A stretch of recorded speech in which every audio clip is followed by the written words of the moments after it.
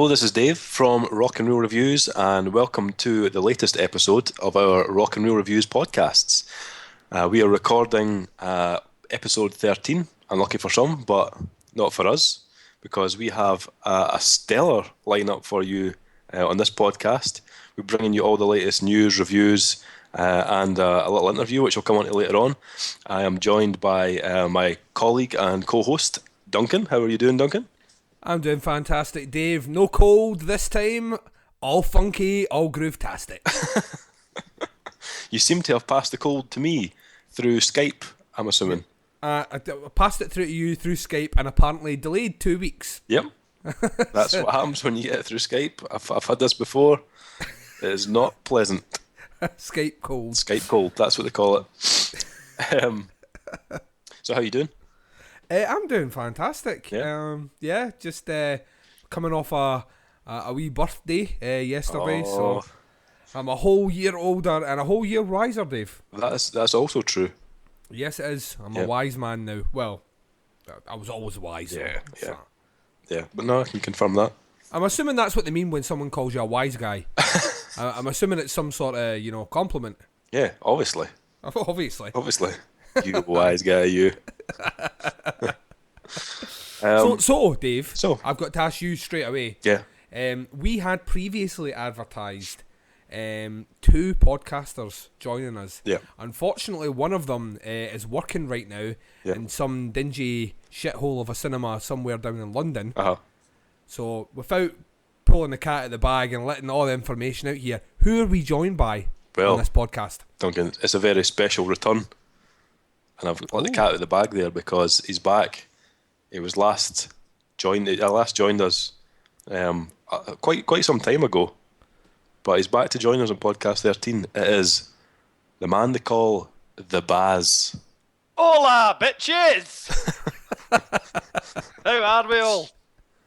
Absolutely. So much better for hearing your voice, Baz. So much better. I'm elated. It's the dulcet golden tones, boys. And They're back. also clear it is as well, Baz. That's my sexy new headset, big man. Honestly, I'm like a sexy, virile call centre worker right now. Oh, God. Well, it's good to have you, Baz. Good to have you back on the old podcasts. Always a pleasure, never a chore, gentlemen. How are you this week? I am fucking tip-top, big man. Good to hear. Absolutely tip-top. My good lady is off in Aberdeen this week. She was away there last week. Uh-huh. So getting up to some sordid things in this house on my own. Not going to lie. Oh, to be a fly on your wall, Baz. Sticky walls, Dave. Sticky walls. Oh, indeed. Yeah, it's been an interesting couple of weeks, actually, since the last podcast. Quite a lot of stuff going down, I must say. Quite a lot going down. Shit got real. Yeah. We had our second and third episode of the Rock and Roll Radio, which was pretty damn fucking good, I would like to say. Once again, Monday night, 8 o'clock, we kick off with Rock and Roll Radio on the website, rockandrollreviews.com/radio, and we'll basically be playing all the latest rock, punk, metal. A wee bit of chat from our man Mikey as well. Sometimes throws in a wee bit of news, movie news and stuff as well. Pretty good. The last night's episode went out Monday night, and it was fairly well received. We had a lot of good folk tuning in on the Facebook and on Twitter, sending us requests and stuff. So it was another good night. So we're looking forward to that again next week. We've also had some interviews in the hizzle. Myself. Did you just use the word hizzle? Yeah. Did you just Snoop Dogg this podcast up? I did a wee bit. Oh, holy fuck! I'm not too old to use the word hizzle, am I? I think we're all too old for that, David. Really? Yeah, my rocking chair says yes, we are. Fair enough, Duncan. Fair enough. Well, we myself and Duncan were out in Glasgow last weekend. Mandate. Oh, indeed it was. God, it was romantic, wasn't it? It was very romantic. Just me and Duncan.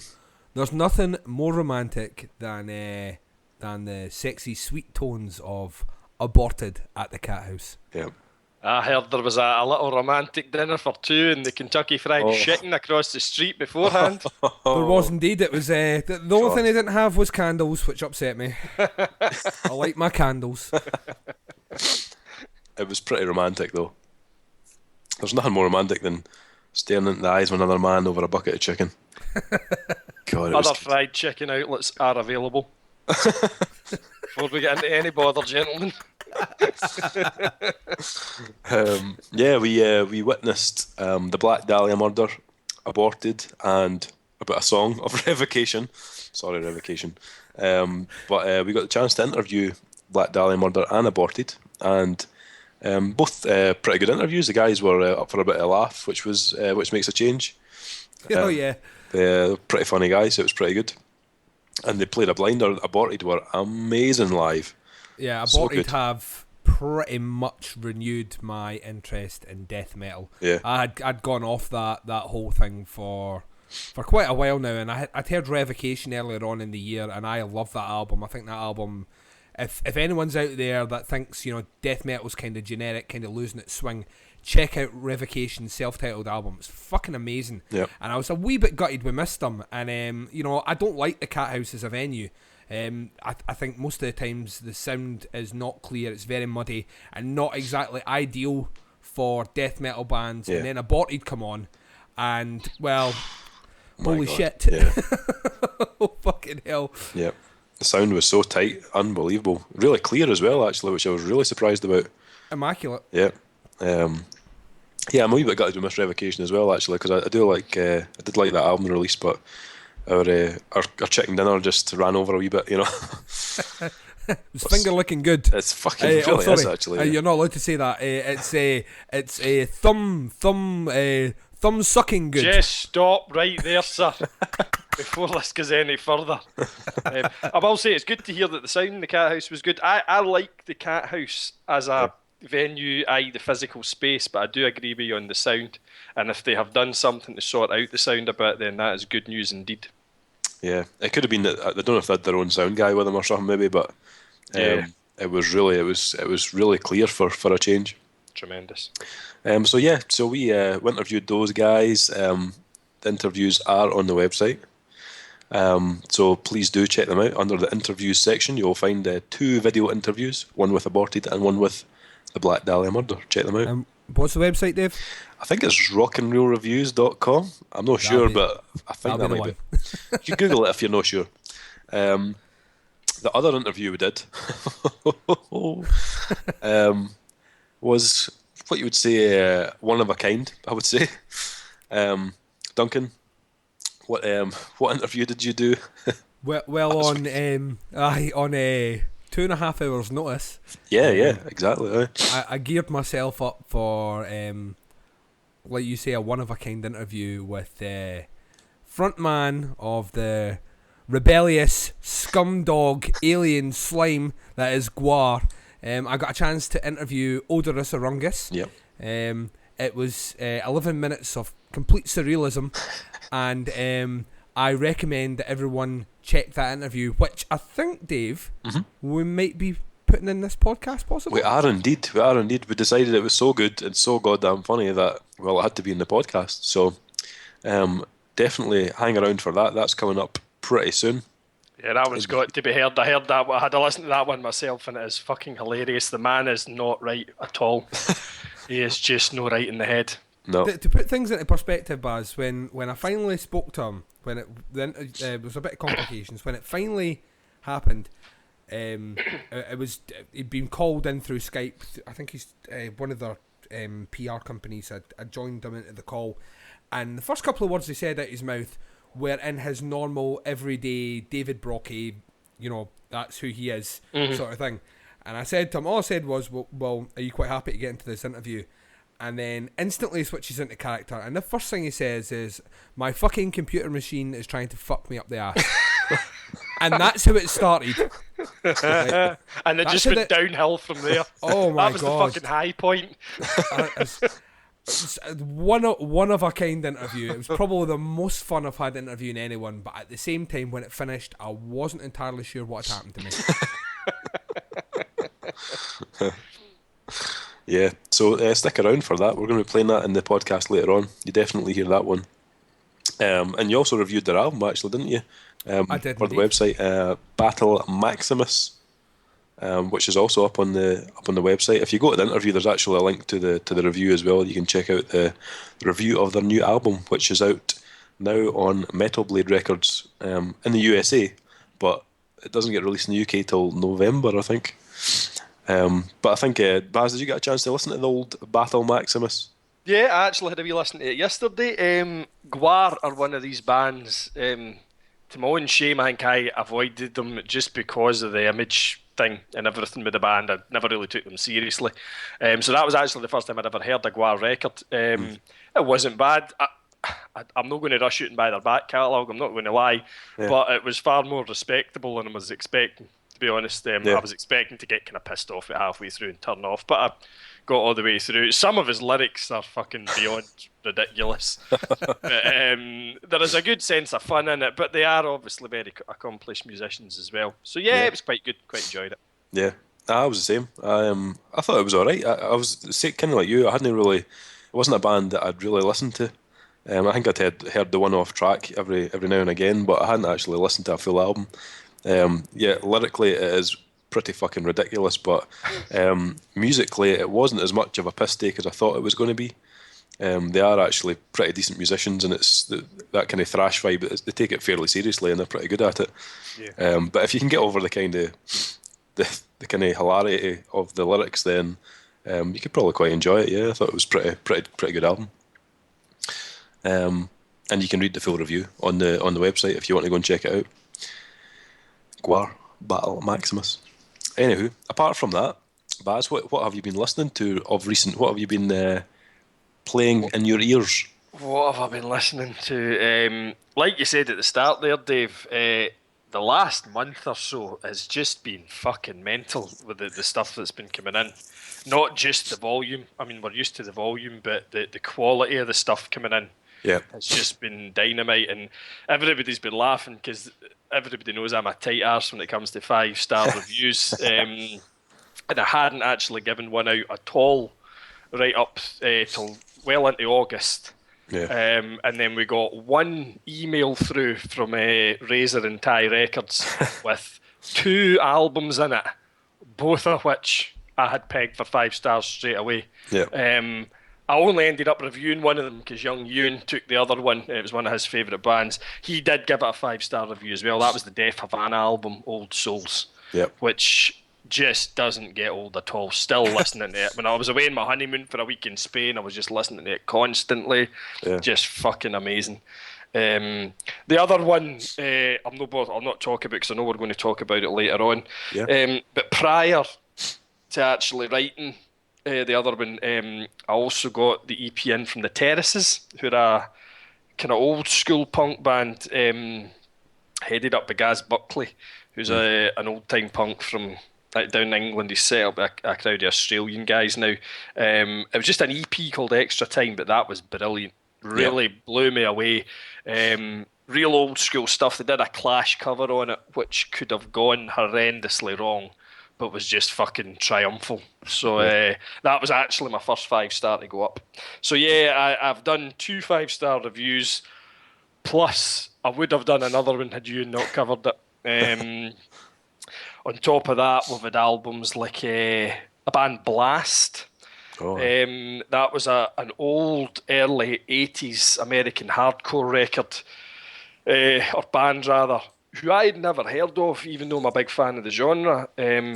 But it turned out they discovered this kind of lost recording of theirs, and they got it to Dave Grohl, who's a big fan, and he remastered it in his studios. They put it out. The album's called Blood, and it was fucking brilliant. Yeah. It's like hearing early 80s American hardcore, like Minor Threat kind of thing, but with modern day production techniques. It was just face melting. It was amazing, absolutely amazing. Pixies had a new EP out. Yeah. That one really creeped up on us. Arguably one of the biggest rock bands of the past 20, 30 years. The Pixies, certainly one of the most influential. Not released anything in nearly 20 years, with the exception of an odd download only track every couple of years, you know. And then bang, straight out the blue, brand new EP, 4 new songs, just after Kim Deal, the bassist, had left. How they kept it under their hats, I've got no idea. I got an email off their mailing list. Not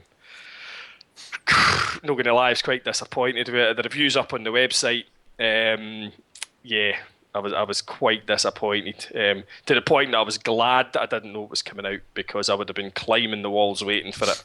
Yeah. And I think the disappointment would have probably fucking killed me. Like I said, it's a good EP, but this is the fucking Pixies. It should have been unbelievable, and it's not. Aye.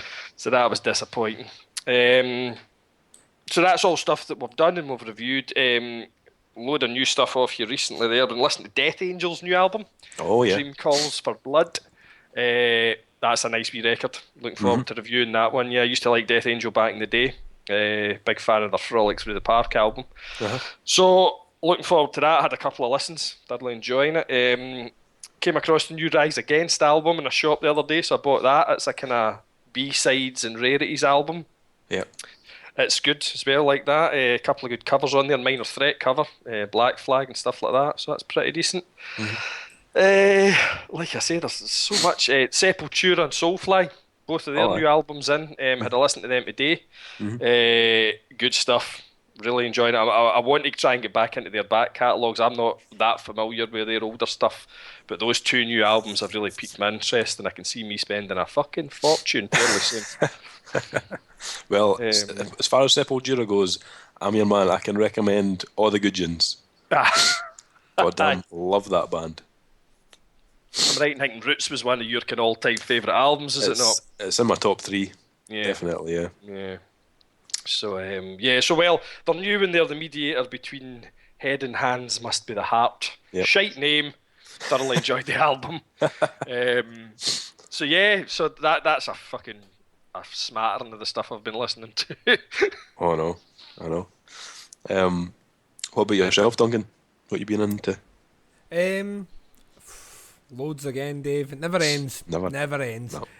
I had a slight review spurt recently.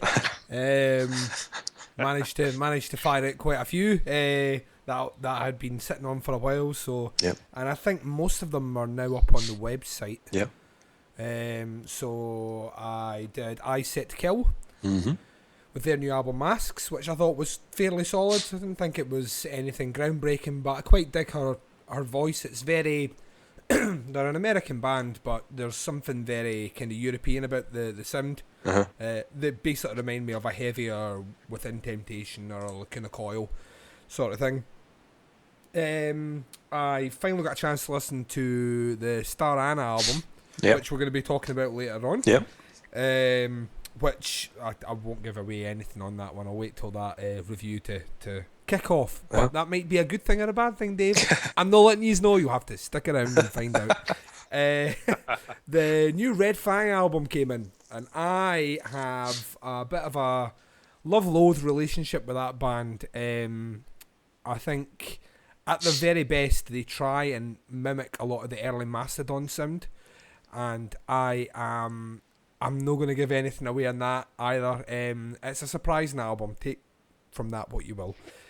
On the film side, I've been watching quite a lot again. I always just seem to end up watching shitloads of films, most of which I've seen before. But I got a chance to watch some of the Crystal Lake Memories, which is a documentary which I got bought as a present from my wife, and it's a 7.5 hour documentary into the making of the Friday the 13th franchise. So, and because we pre-ordered it, we got a special bonus disc with it, which is another 2.5 hours of additional footage. Which, let's be honest, that's what it was crying out for, Duncan. Holy shit! An extra 2.5 hours, you know. I've only watched the first because basically they take each film and talk to cast, crew that are still alive, you know, special effects people, everything. So I've only got through the first 2 so far. I'm quite digging it. I think it's quite good. I watched Behind the Mask, the Rise of Leslie Vernon. I did that for another podcast, which if anyone hasn't seen that film and likes slasher films but thinks that slasher films have sucked for a while. That's one you need to check out. It's fucking amazing. Also watched The House of the Devil, Repossessed, and The Seed of Chucky. Now, I've just reviewed The Seed of Chucky for my other podcast, my horror podcast, and when that episode goes up, I can only say that everyone needs to check it. If you want to hear what I sound like when I'm so pissed off that blood is coming out my mouth, that's a review you want to hear. It's a fucking awful film. Is that the new one, Dunk? Is that the one that's at the cinema? No, that's the last one before that. That's from 2004, I think. It's fucking awful. Though. Right, yes. Don't even bother looking it out, Baz. Just fucking avoid it. Pretend it never happened. See, this is the thing, Dunk. I've been obviously checking out your other podcasts, and as you know, I'm not a horror fan. Yes. But I've been inspired by your work, and I've been immersing myself in horror movies recently. Which, as anybody knows, it's not something I do. I don't even watch a lot of films, to be honest. But like, I've been checking out the Hellraiser films, The Omen, Event Horizon, all of these, and I was actually thinking of looking into the Child's Play ones because I've been enjoying your retrospective on it. You spoke certainly very highly of the first three. Yeah. So what's that? The Seed of Chucky, is that the fifth one then? It's essentially the fifth one. However, swinging slightly off, I'm going to be talking about a film that I did see at the cinema on Sunday. Yep. And that is the new Irvin Welsh adaptation, Filth, which I'm looking forward to talk about because there's plenty to talk about that. Excellent. Out with that, Dave, not a lot. What about yourself? What have you been listening to? Loads, probably. Yeah, pretty much. I mean, there's just been a ridiculous amount of music coming in over the last couple of weeks. For some reason, there seems to be an excess of stuff being released in September and October for some reason. October's brutal, by the way. I know. I wasn't expecting that, actually, because usually you get the kind of big surge of stuff around kind of April, May time before the kind of festivals and stuff. Festival time. And then, but for some reason, October just seems to be flipping jam-packed with album releases. So yeah, we've had quite a lot in. But if I had to pick a kind of selection of stuff that I've been listening to on repeat, I would say I've been listening to the new album from Oceano. It is called Incisions. What's that like, Dave? Well, I was a big fan of Oceano. Always been a fan of them. Right back to their 2009 release Depths, and then had an album out 2010 called Contagion. And this is their latest release. They went on a kind of brief hiatus after that Contagion album. They did a lot of touring, and then they had, I think there's a couple of issues with members in the band, and they said they were, I think first that they said that they were basically jacking it, and then there was another press statement came out saying, no, we're not, we're just going on a kind of small hiatus. So this is their first release since Contagion, and I think they've got a couple of new members in the band. I think the core members are still the same. They've still got the same vocalists and stuff like that, but I think they changed like the bassist and maybe one of the guitarists or something. So I was looking forward to hearing this because I was quite a big fan of Depths and Contagion, and I'm going to do a review for it for the website. It's out in a couple of weeks. I think it's out about the 14th of October on Earache, and I am not disappointed in the slightest with this album. It is a fairly heavy album, similar vein to the previous couple of albums. They're a kind of deathcore band, I suppose that's how you would basically kind of tag them, but it's a wee bit slower than their previous two albums, so it's big, kind of hefty riffs, lovely guitar tone on the album, and it's not a disappointing release in the slightest. If you liked the band before, then you'll probably love this album. They always had a cool element where they put a lot of kind of atmospheric kind of guitar work and lead work and stuff in, and that's still on this album. But the main kind of riffs on it are a lot slower. They've still got kind of a couple of fast ones in there, but yeah, right up my street. Quite enjoying that. So that comes out 14th. I've also been listening to the new album from a band called Bear. Oh yeah, you've heard of them? I've been looking forward to that one because I heard a clip. Yeah. Our friend Lisa at Hold Tight and Basic, she let me hear a clip of them at Christmas time, and it was just fucking heavy as fuck. Yeah. So angry, so angry. Yeah. Yeah. So their album's coming out on Basic Records and it is coming out in about a week's time. So I think it's the 7th of October. Again, not disappointed with this album in the slightest. I'd heard a couple of YouTube tracks going up, a couple of wee clips. I suppose you could say they're obviously a metal band, but they have elements of kind of progressive metal, hardcore, and little bits of kind of mathcore and stuff in there as well. Lovely produced album as well. Really nice guitar tone. Drums are really sit well in the mix as well. A lot of interesting riffs and stuff on the album. It's quite erratic at times, but then it sits in the groove for quite a lot of the time as well. I think they're from Belgium, I think, as far as I can remember. That's right, the Belgian band. Yeah. So. But yeah, if you're into that kind of style, then I would definitely check this one out when it comes out in a week. I'm quite enjoying that. So I think Mikey's going to review that, so we should have that up pretty soon. Sounds like gent pish to me, Dave. Just say, when you were describing their genres there, you seem to be skirting round something there, Dave. Like you were trying to avoid saying something. It's a dirty word on this podcast. Sure We're trying to avoid it. I've used it in the past, Baz, when you've not been on the podcast, but I decided on this podcast I wouldn't mention the D word. I know how much it enrages you. So we're just going to call them progressive metal on this podcast. What else have we been listening to? A couple of Nuclear Blast releases. Sepultura.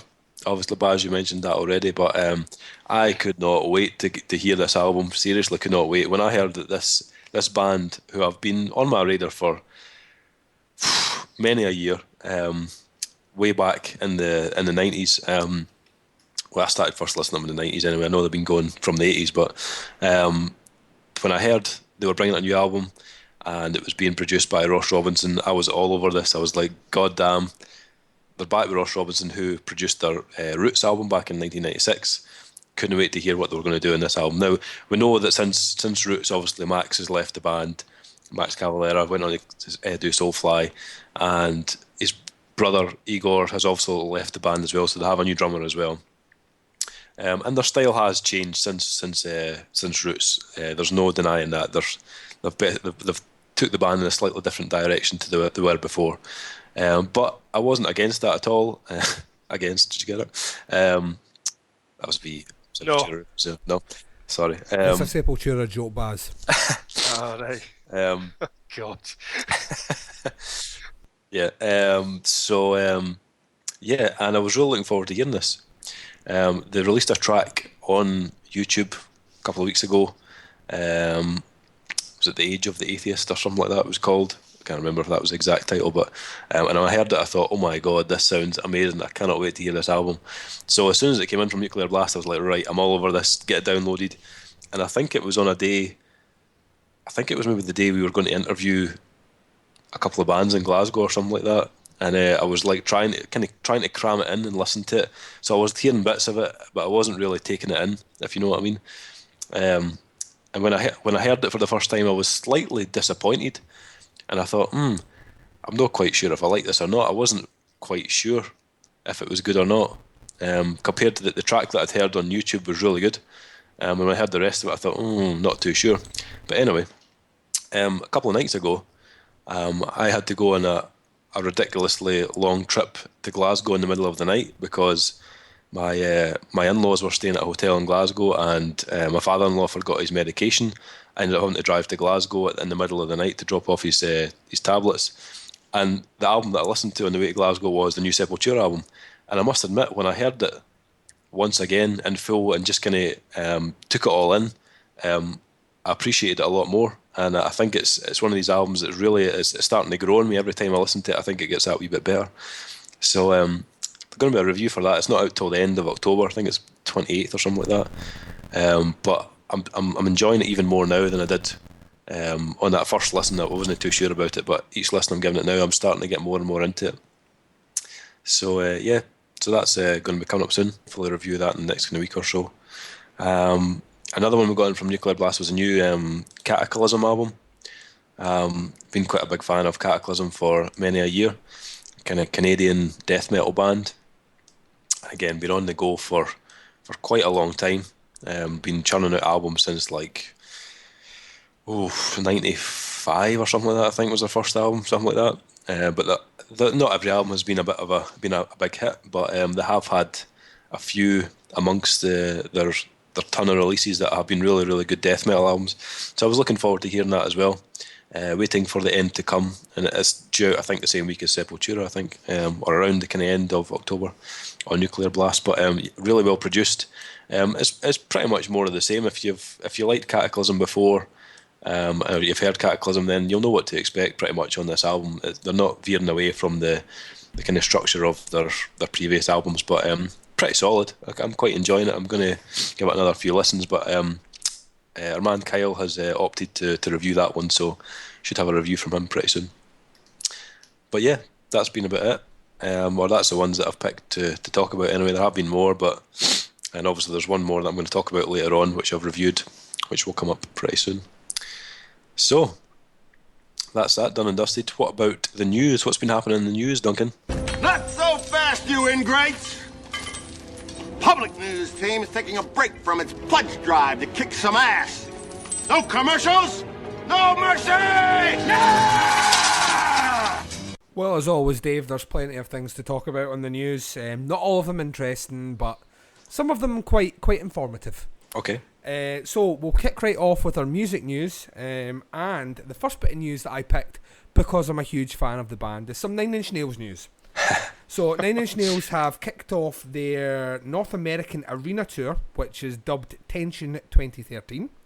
It started on September 28th, but there was some surprising news when the band announced that they were beefing up their lineup, which is taken me a bit by surprise, because Trent Reznor tends to run a quite tight ship when it comes to what he puts on stage, not necessarily with lighting and gimmicks, but when it comes to personnel. All these musicians play multiple instruments on stage, and he can manage to keep it down to about a 5-piece. But Nine Inch Nails announced that they would be joined by 2 new backing vocalists. The backing vocalists are Charlotte Gibson and Lisa Fisher. Gibson apparently sang backup on American Idol, and Fisher is a seasoned touring veteran who has shared the stage with icons like the Rolling Stones and Tina Turner throughout her career. In addition to the 2 new R&B singers, bassist Pino Palladino has signed on for the tour as well. Palladino played on the latest Nine Inch Nails release, Hesitation Marks, which we reviewed. It's up on the site. We gave it 5 out of 5, and has a career that spans over 30 years. So the tour has gone underway, and I just thought I'd throw that in there because I like talking about Nine Inch Nails, Dave. We know. Now, I don't know if you guys had heard this second story. Is about one of our bands, one of the UK's bands. It's a band called Silosis. And Silosis were currently touring America, and unfortunately had a bit of an incident when their bus crashed, or RV crashed, and unfortunately the band have had to pull off the tour. But that's just the beginning of the problems that have happened for this band. They've had to pay, to a degree, some medical costs. Costs for the RV, for basically wrecking it, or I think it's written off, as well as costs to get back home. So they're now thousands of pounds in debt, just for this tour. And obviously they've not even played, I don't even think they played half the tour.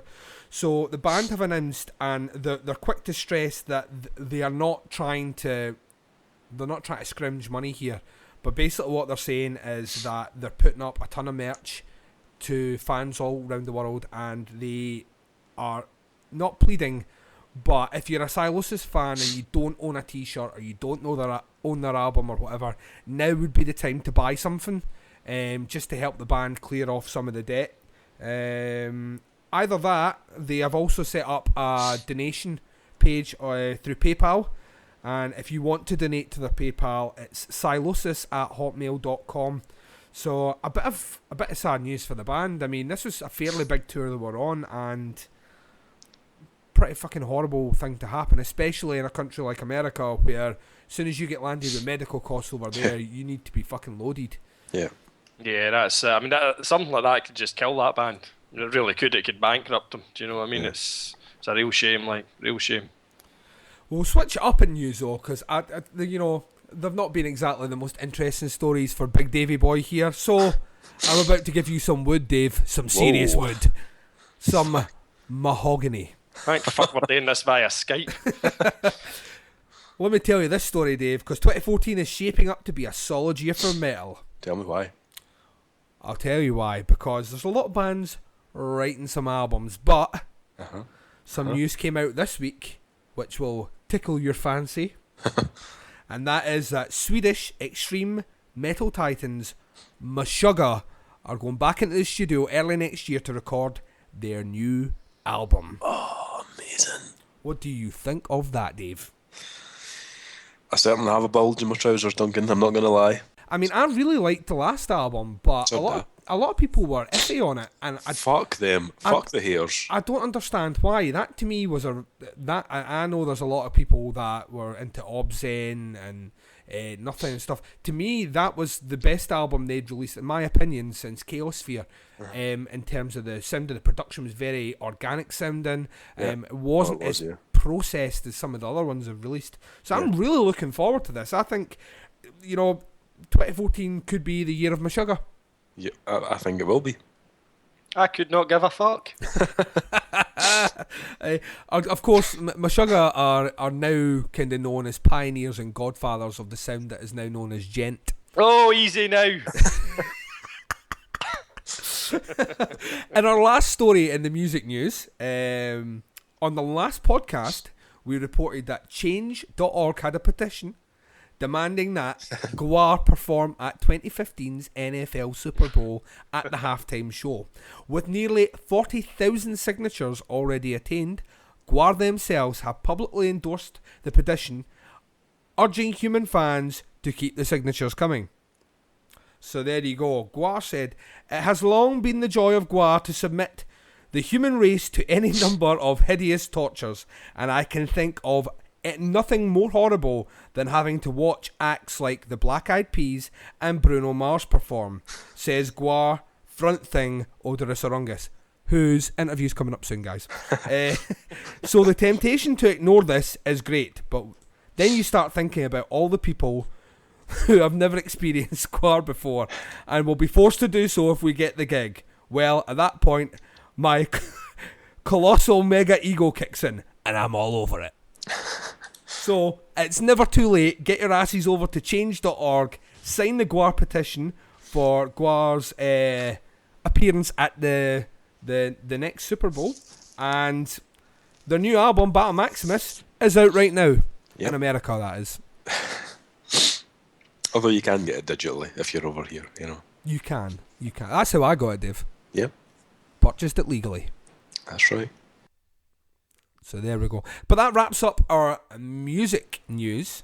Excellent. And we will be back very shortly with some movie news.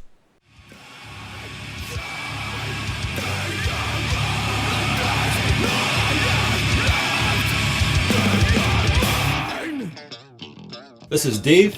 This is Baz. This is Duncan. And this is Mikey from rockandreelreviews.com, where the tunes are heavy and the reviews are right.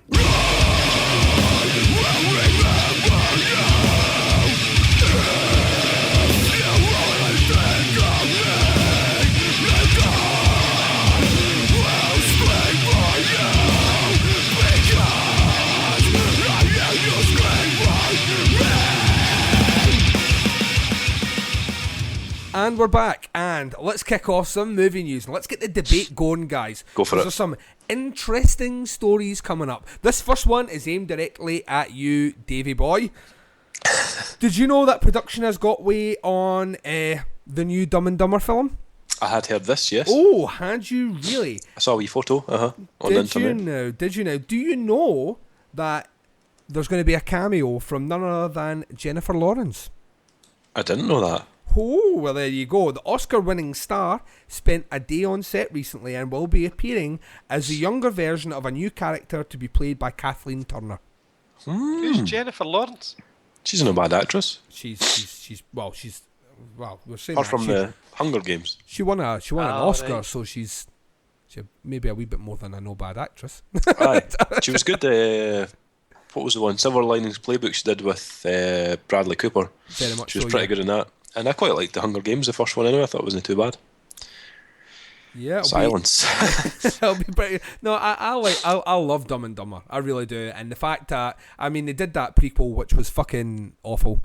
And I mean, they've signed up. You know, Jeff Daniels is going to be back in it, and Jim Carrey. So I'm on board. I can't wait to see it. Have you read I've got to say, I saw the photographs that Dave's talking about. There's actually been quite a few come out, photographs from the film, and there's one of Jim Carrey and Jeff Daniels in character, just arsing about. And I'm a big fan of The Newsroom. I love that show. And It's to a see brilliant Jeff show. Daniels going from Will McAvoy, suddenly he's got the mental hair, just looking like he's fucking retarded again. The man's a genius. I know. The storyline on IMDb is classic. It's 20 years after the dimwits set out on their first adventure, they head out in search of one of their long-lost children in the hope of gaining a new kidney.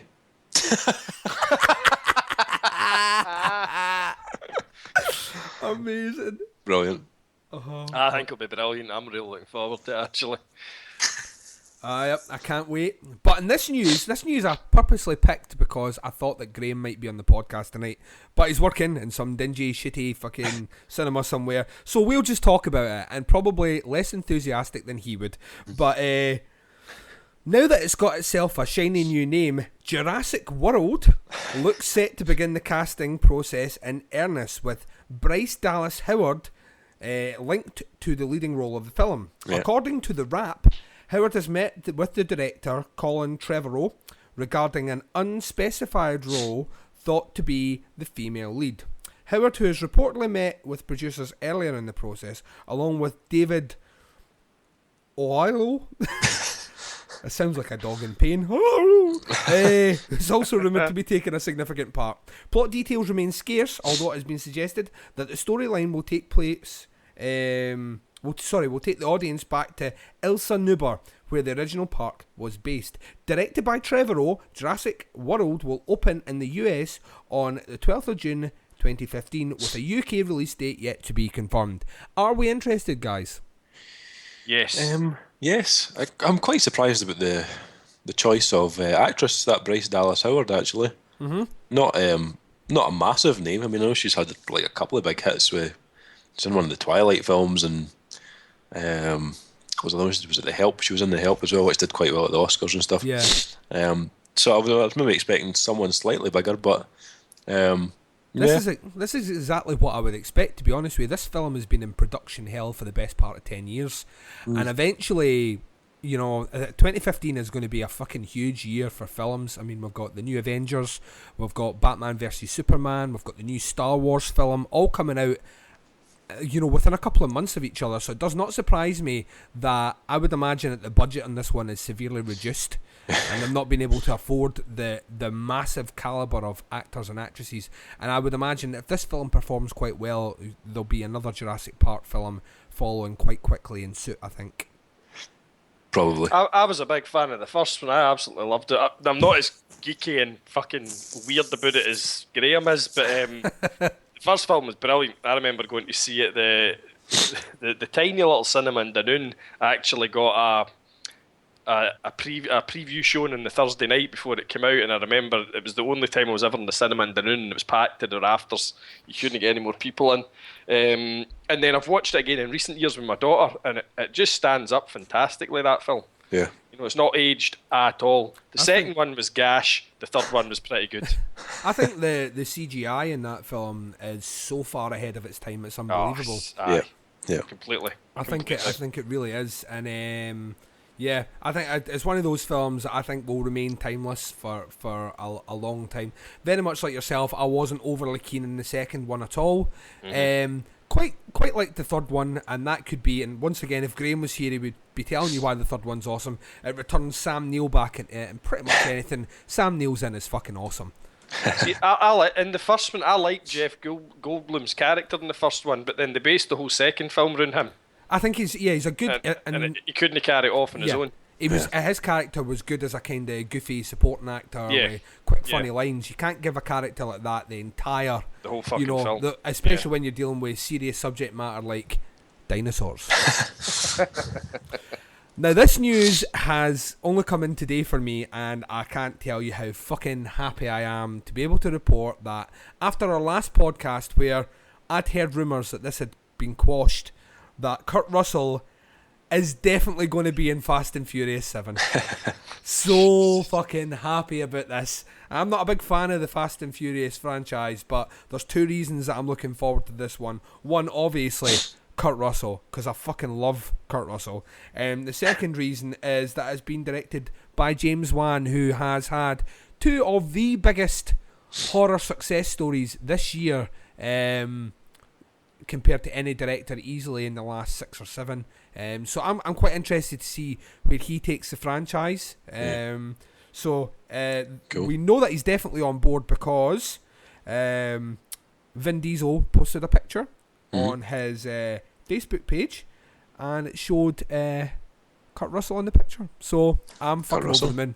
And big Tony Jaa as well. Tony Jaa's also going to be in that, and if anyone likes some martial arts or kind of Hong Kong martial arts films and doesn't know who Tony Jaa is, then I suggest that you, after the end of this podcast, purchase yourself a little copy of On Back and get all about that shit. Absolutely. I'm sorry, I just refuse to watch a fucking franchise that gets to film number 7. Do you know what I mean? If you can't tell the story in 6 films, just fuck off. But Baz, I'm gonna be nice here. You were saying that you were recently getting into horror films. Yes. Horror might not be the right franchise if you can't get past 7. I'm just putting that out there. A lot of horror franchises go well beyond 7. I know. Some of them as far as 12 or 13. I'm limiting myself to the early ones, the likes of the Hellraisers. I've only got the first 3 there. Oh, that's fine. Well, you watch 4. In fact, even watch 5. I quite like 5, although most people hate it. But beyond that, watch fuck all. Here we go with some news which would make Mikey's penis grow. Fox won a bidding war. Yes, a bidding war to bring Warner Brothers Television Batman spin-off to the small screen, with Gotham set to tell the original story of Commissioner Jim Gordon, with Marvel having recently made the move into television with the new series Agents of S.H.I.E.L.D., Fox has gone all out to land the rights to the show for Warner. The new series will follow Gordon's early career in the Gotham City PD, focusing on his work as a detective long before his first meeting with Batman. Indeed, Deadline reports that Batman himself will not be part of the series, although presumably there will be some other faces involved that will be familiar to fans of the comic book. No word as yet as to who might play the young Gordon, but they'll have a tough act to follow in Gary Oldman, who, by the way, I thought it was fucking stunning in the Batman films, and that just goes to show how clever Christopher Nolan is when it comes to his casting. He's fucking genius for that. Are we interested in this? Because I've not checked out S.H.I.E.L.D. I'm not interested in S.H.I.E.L.D. because to me, what I saw in the trailers looked like a really poor version of Heroes, and Heroes wore itself out pretty fucking quick, so... Yeah. As the other resident comic geek in the Rock and Roll Mansions, I'll jump in here. I have watched the first episode of Agents of S.H.I.E.L.D. Wasn't that impressed with it, I'm going to say. And your analogy there about a poor version of Heroes isn't far off the mark. Right. In fairness, it's only the first episode. They're setting the scene. They were introducing some characters into it, kind of thing. I don't know. I mean, I will definitely watch it. I was like Mikey. I loved the Avengers film, and I was very intrigued by the idea of an ongoing S.H.I.E.L.D. series. I never ever saw the possibility of Marvel having an ongoing series until this came out. And S.H.I.E.L.D. is the last one that I picked because the comics were never that fucking good. But this could work. I'm kind of hoping it starts off slow and builds, because the first one didn't really grab me. As for this idea that like Commissioner Gordon's kind of backstory, I don't really know about that. Like you're saying there, right, Batman's probably not going to be in it. I would say, I hadn't heard anything about this until you mentioned this, Duncan. I would say there's no way Batman or possibly Bruce Wayne's parents might put in an appearance or something like that, but I doubt even Bruce Wayne will put in an appearance. I doubt very much if any of the characters that comic fans are familiar with will put in any kind of appearance in it, to be honest. I basically think it sounds like they're doing fucking NYPD Blue and putting it in Gotham City. You know what I mean? And on that note, I think fucking Tom Selleck should play him. Oh, Tom he's got the Selleck. fucking tash. He was fucking glorious in NYPD Blue. No, he wasn't. I'm thinking of the other one. What's the You're other thinking one? it. But it was as Blue something. Blue Bloods. Blue Bloods. Blue Bloods. He was fucking great in that. It's a fine moustache. A fine moustache. Man's moustache. Overshadowed only by Big Dave's Movember tash.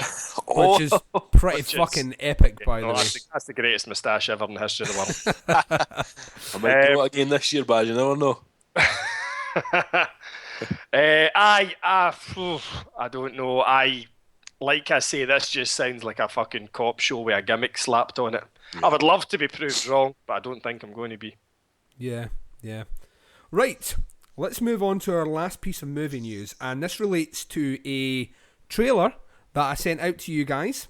A new full-length trailer has arrived online for Jonathan Glazer's sci-fi chiller Under the Skin, in which Scarlett Johansson's alien sets about preying on the menfolk of Scotland.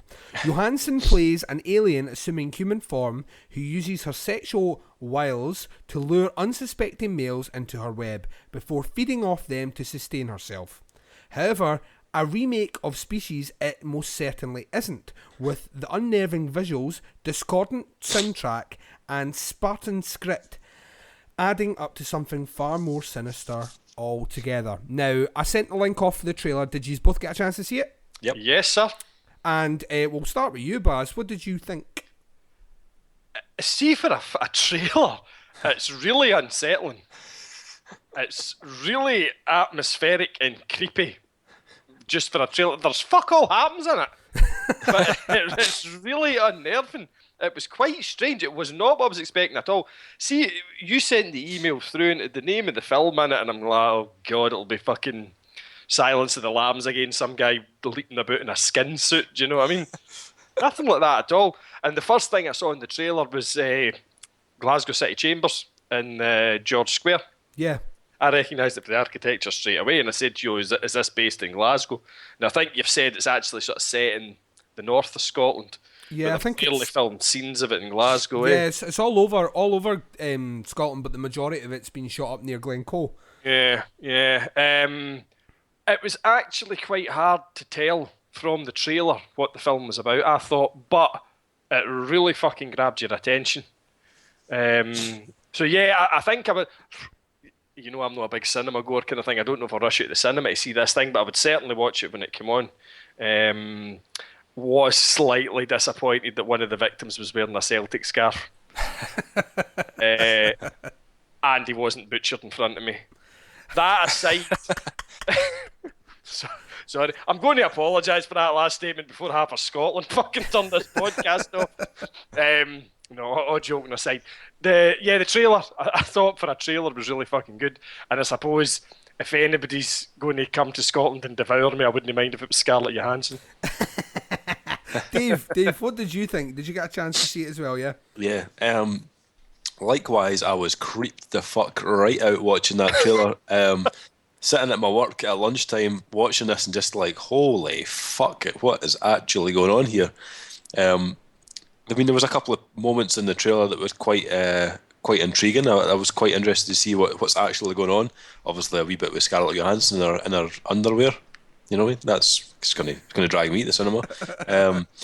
There's also the other side of it of the Scottish accent through it, which I fucking hate. Now I know we're all Scottish and we all have Scottish accents, but hearing it on film is just horrific, man.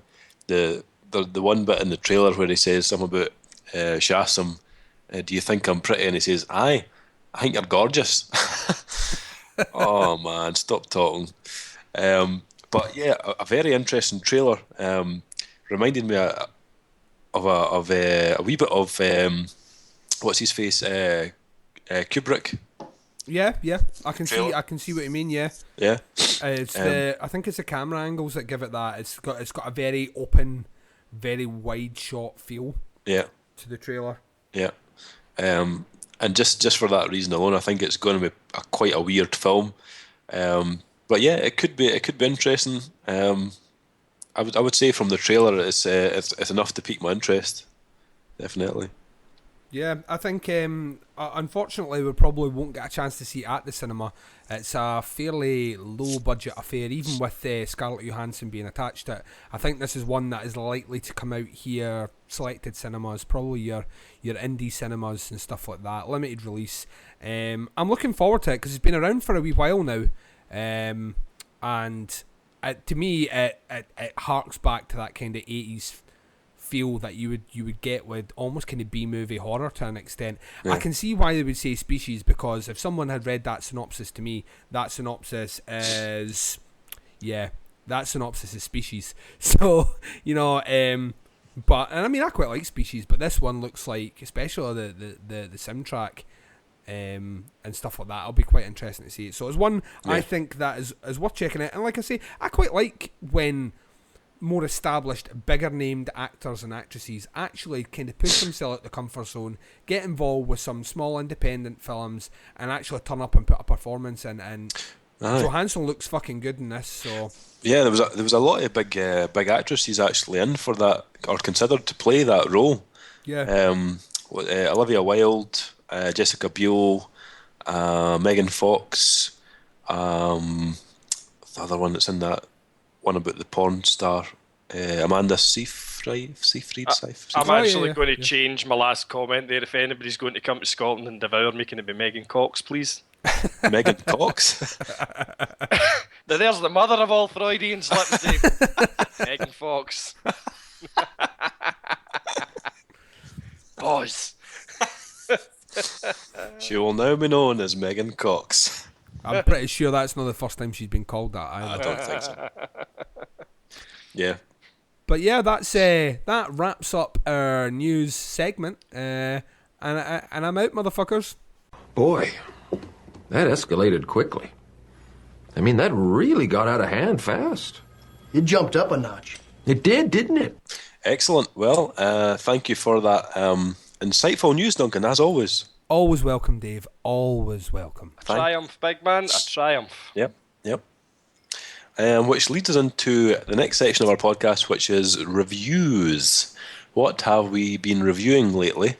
And this is quite a good one because of recently we've been talking about different albums and stuff, but you know, some of them have been all right, some have been bad, some have been good. But this podcast, we're going to be talking about two albums which got the mighty 5 stars. Holy shit! The mythical beast. Yep. And I'm going to start off with Baz. Okay. My man Baz reviewed an album just not long ago, and we kind of hinted at it at the beginning of the podcast that it came in an email with another album, which was Death Havana, Old Souls. But what was that other album, Baz, that came from Razor and Tie Records? The other album, Dave, is an album. It's a self-titled album by a band called Invasion. Now it's not INVSN. No, it's not INVSN. Right. Despite what Mikey said on Rock and Roll Radio last night, no, it's not INVSN. But if you are trying to track them down on the internet or on iTunes or something like that, it's spelt INVSN, almost like kind of text speak kind of thing. INVSN, basically. Yeah. But it's Invasion. They were originally called Invasion N, which I think is maybe like the Swedish word for invasion or something like that. Anyway, when they signed to Razor and Tie and they started recording the album, they changed the name to INVSN, or Invasion. Now, like you say, this came in the same email as the Death Havana one, and it just said, you know, new album from Invasion. And it was yourself, Dave, that pointed out to me that this is actually the new project from Dennis Lixon, who is the singer in fucking legendary punk band Refused.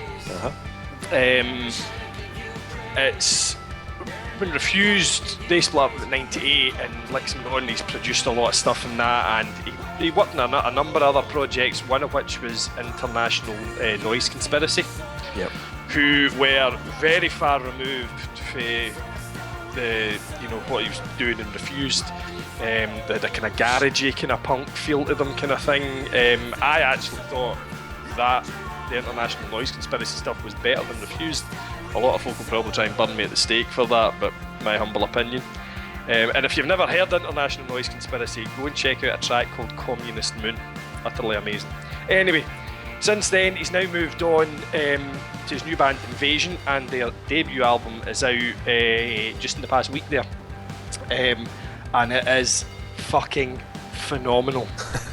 It's Don't undersell it, Bass. oh, it's I can't possibly undersell. I just want to sit here and say fucking adjectives about this. It's immense. It's just everything I like. There's a real kind of punk. It's not a punk record by any fucking shape or form, but there's a real kind of punk attitude to it and the kind of ethos behind it. There's a lot of electronica in it, which normally it just fucking turns me off. I'm not a big fan of that, but I did like bands like Depeche Mode and that in the kind of late 80s, early 90s, and it is reeking of that. And the other band that comes out constantly is The Cure, believe it or not, particularly in the guitar tone and stuff like that.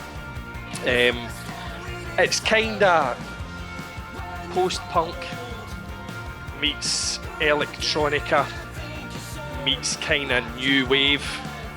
When I was writing the review under genre, I called it dark pop, because it's definitely it's a pop record as well. Do you know what I mean? There's just so much going on in it, but there's no weak track in this album at all, not one. There's quite a mix of tracks on it. The first one, the opening track, is quite a light kind of poppy number. Yeah. Lot of keyboards and stuff in it.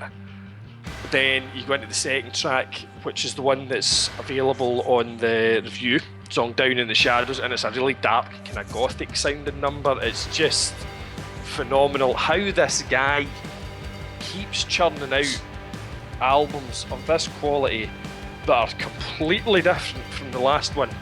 It's just beyond me. How he does this is just fucking amazing, but he really, really does. And everybody should go and buy this record, and I really mean that. I think metal fans will like it, punks will like it, my daughter likes it. Do you know what I mean? It's just amazing. Absolutely amazing. Man's a fucking genius. Excellent. That's INVSN. That's INVSN. You listened to it? I have listened to it. It was strange actually. It was one of these albums that I kept starting to listen to, and I'd get halfway through it and something would happen and I'd have to turn it off, and then I'd go back to it and start it again, and I'd never get past like track 5 or track 6. But actually after you reviewed it and I saw the 5 stars, I was like, I really need to sit and listen to this album in full and totally just immerse myself in it. And I quite enjoyed it as well actually. I thought it was a really good album. I'm quite a fan of 80s music as well, so although I'm not a big fan of The Cure, I like the music, but I'm not so overly fussed on the guy's vocal. But there's not a huge kind of Cure vocal influence on this album, so it's not that bad.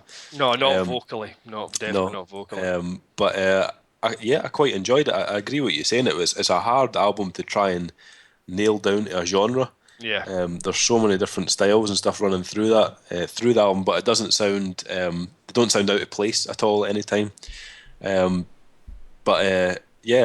quite enjoyed it. I quite like the guy's voice. It's quite a nice kind of serene, quite a relaxing album at times. And production wise, it's very nice as well. The production suits the style of music that they're going for as well. I thought it was a really good album actually. I quite enjoyed it. I'm sure Duncan, you're obviously 80s daft. What did you think of this album? Pretty much on board with, I think, pretty much everything that Baz said.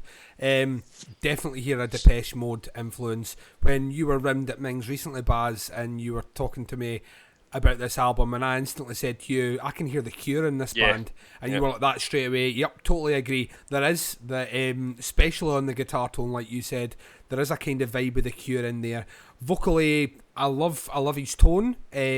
Actually reminds me a lot of his melodies, a lot of his melodic choices, the kind of the notes he sings are not too dissimilar from and I always forget the guy's name, the guy that fronts AFI. Now he's not as high pitched. Davey Havoc. He's not as high pitched as Davey Havoc. He's not got the same kind of whiny high pitched tone. But certainly the melody that he chooses, the specific notes he chooses to sing, evoke that sort of it reminds me very much of what he would sing, Right. just in a different register. The electronics are brilliant on it. I mean, the album on sections, what I quite like about it is that there are whole sections on this album that, you know, where a guitar riff will repeat and repeat and repeat, and the electronics will repeat, but they slowly start adding things in to it. And I mean, being a fan of Nine Inch Nails, that's a Nine Inch Nails trope. It's a very industrial trope. That you pick a guitar loop and then you start adding more and more in, and it works well within that. The kind of pinning down to a specific genre that you were saying, I totally get that. I can imagine fans of, like I say, anything from Nine Inch Nails to The Cure to bands like The Killers. Yeah, you know, being into this sort of music, it sits incredibly uncomfortably well in so many different genres that, I mean, it's one of those albums that I've heard this year that I've thought, you know, this, I mean, if this has obviously come into a rock, punk and metal site, but pretty much any review site, any music review site could get this album and write stuff about it. A stunning album. I mean, there are parts of this. Like, I like the Killers analogy. That hadn't actually come to me, but you're fucking bang on with that. There are parts of this record that it's a pop record, and you're right, fans of bands like the Killers and stuff like that would totally dig this. You mentioned the Nine Inch Nails, but I'm not a big fan of Nine Inch Nails like yourself, but I loved their first album, Pretty Hate Machine. And there's, in some of the songs on the Invasion record, there's that kind of metal on metal percussion thing, and it was just reeking a Pretty Hate Machine for me at that point, which I loved. Do you know what I mean? I just thought that's fitted it so well. Yeah, I pick a lot out in this, and I think of the albums I've heard this year, it's certainly one of the more interesting ones in terms of scope. And like you say, this guy has turned his hands to quite a lot of things now, and just seems to be genuinely gifted. He's obviously a very gifted individual and I love the fact that he keeps experimenting. I mean, so many musicians become very complacent with what they do. This guy is not scared to push the boat out, and if you are willing to risk reputation and put a lot on the line, the rewards are always, you know, great. And this band, Invasion, are certainly one of the ones that, you know, people should be really checking out and getting behind. I mean, the funny thing is as well, it's only in the last 2 years that he's actually reformed Refused. That's right. They're now touring again, kind of thing. So you wouldn't have expected him to do something like this. Folk have been crying out for a Refused. Getting back together for fucking years. Yeah. Finally goes and does it, and then at the same time he goes and produces this. It just fucking blows me away. You know? Yeah. And I guarantee you that when we do our top fives at the end of this year, this will be my number one. I don't even need to think about it. And there's still 3 months left to go. Spoilers! Spoiler alert! Yeah. So that's Invasion. Please, if you're listening to this, go and buy it. Yeah. You need to hear it. Yep. Yeah. Just to give you an idea of how popular this album was or is, within an hour of me putting this album on the website, the website went absolutely mental, and the likes on the page for Facebook just kept going up and going up and going up, and that was within like an hour of the review going up on the website. Granted, we had a retweet from the main guy himself from the band, Dennis. Which was that gave me a complete fucking stoner, by the way. I'm just telling you. Dennis Lixon retweeted. For our international listeners, stoner means hard on.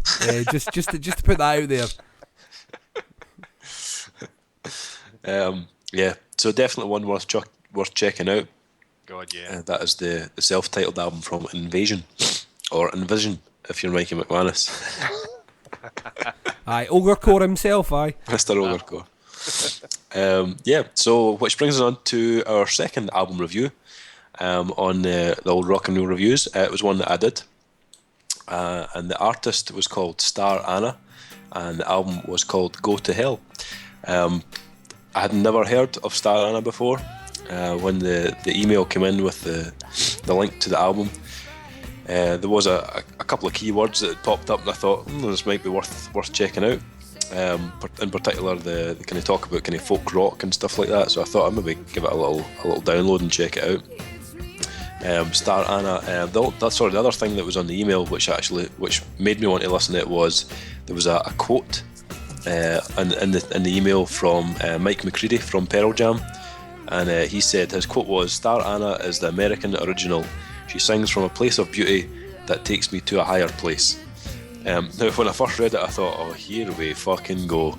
Some fucking big rock star giving a quote for an album to try and promote it. Heard it all before, mate, and it doesn't fucking work, alright? But, here I am, eating my words. Fair play, Mike McCready. You were right. Star Anna is from Seattle, I think, if my memory serves me right.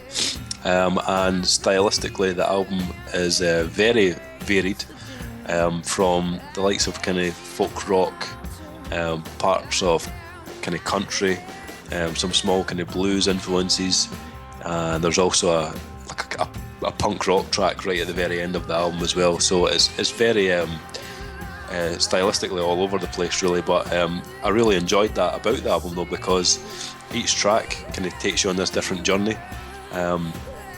Whether it's like the kind of the opening track, which is the kind of folk rock style, For Anyone. It's the first single from the album, and when I initially heard it, I wasn't too sure about this track, and in particular the vocals on the track. I kind of felt like her vocal style was a little bit forced. Is it that kind of gruff, kind of bluesy kind of style vocal? But I think it's probably because it is the first single and they wanted to make a bit of an impact with that first track. Because the rest of the album, the vocals are very pulled back. But yeah, it goes from the kind of folk rock style into the next track, which is Go to Hell, which is it's a Nina Simone cover actually, and it's such a brilliant track. It's really dark sounding, but there's the chord progressions that are in that track are just absolutely amazing. It goes from really dark into a really uplifting kind of moment in the track when it hits the chorus, and it's really well done. There's a kind of acoustic tracks, like Mean Kind of Love was another track on the album, which is it's kind of stripped back, just kind of acoustic guitar. It does come in later on with some other instruments, but it never really kind of kicks in like full drums and stuff like that. And then there's like obviously like the track right at the end, Smoke Signals, which is basically like a punk track. It's very atmospheric. It's dark. It's emotional. There's a lot of soul in the album. Vocally, it's just a really, really, really clever album. Her style is very kind of haunting sounding at times, but then it's got that kind of raspy kind of blues kind of vibe about it as well. It's very clever. She was in a band before this, Star Anna. I think it's Star Anna and the Laughing Dogs, I think the band was called. But this release, she decided just to use some friends and stuff to help out with the kind of instrumentation on the album. And initially it wasn't supposed to be a full album. It was just supposed to be a few kind of demo tracks, but the creative flow of the album or the tracks kind of kicked in and decided, yeah, we're just going to go with this and make a full album, basically a full length. And it's just an absolutely stunning album. It totally blew me away. I think the first time I listened to it, I was kind of sitting in a kind of darkened room with the headphones on, and it just totally blew me away. Absolutely stunning album. It's kind of similar to artists like there is a Tom Waits cover on the album. Come On Up to the House, I think the track is, and there is a bit of a Tom Waits kind of vibe about this album. Casey Anderson's another one.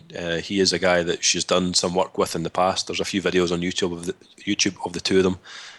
So musically, it's quite similar to his style as well.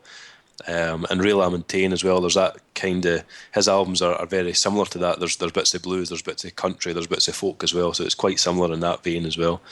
But yeah, I could keep talking about this album, but I'm not going to keep talking about it anymore. But what did you guys think? Duncan, we'll start with yourself. Did you get a chance to listen to this?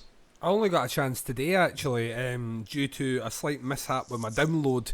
The promo download actually came in as the album name and not the actual artist name. Yeah. So I've been searching through folders upon folders of music looking for Star Anna, not being able to find it, and then you told me yesterday, sorry, 2 days ago, you told me that it might be under Go to Hell. Yeah. I typed that in, boom, comes up straight away. So shoved it over onto my iPod this morning, gave a listen to it. She's got a really deep, rich, kind of smoky, husky, almost kind of country rock, but not quite country tone about her voice. Yeah. Her melody that she uses is excellent. She's very, very good lyricist as well. Yeah. I really like her lyrics. Yeah, I think it's a solid album. I don't necessarily think it's a 5-star album. I wouldn't have went as high as you. It's a very easy listen, but there's just not enough balls to the album for me. I think she does it on at least one track. I think it's track 7.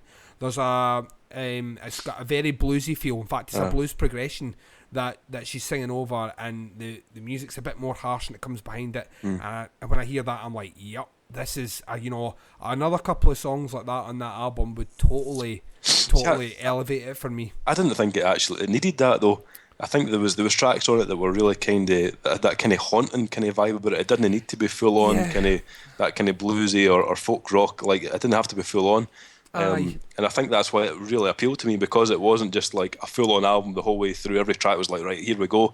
There was tracks where they really pulled it back, and the whole mood of the album completely changed. But again, it's just personal preference as well, obviously.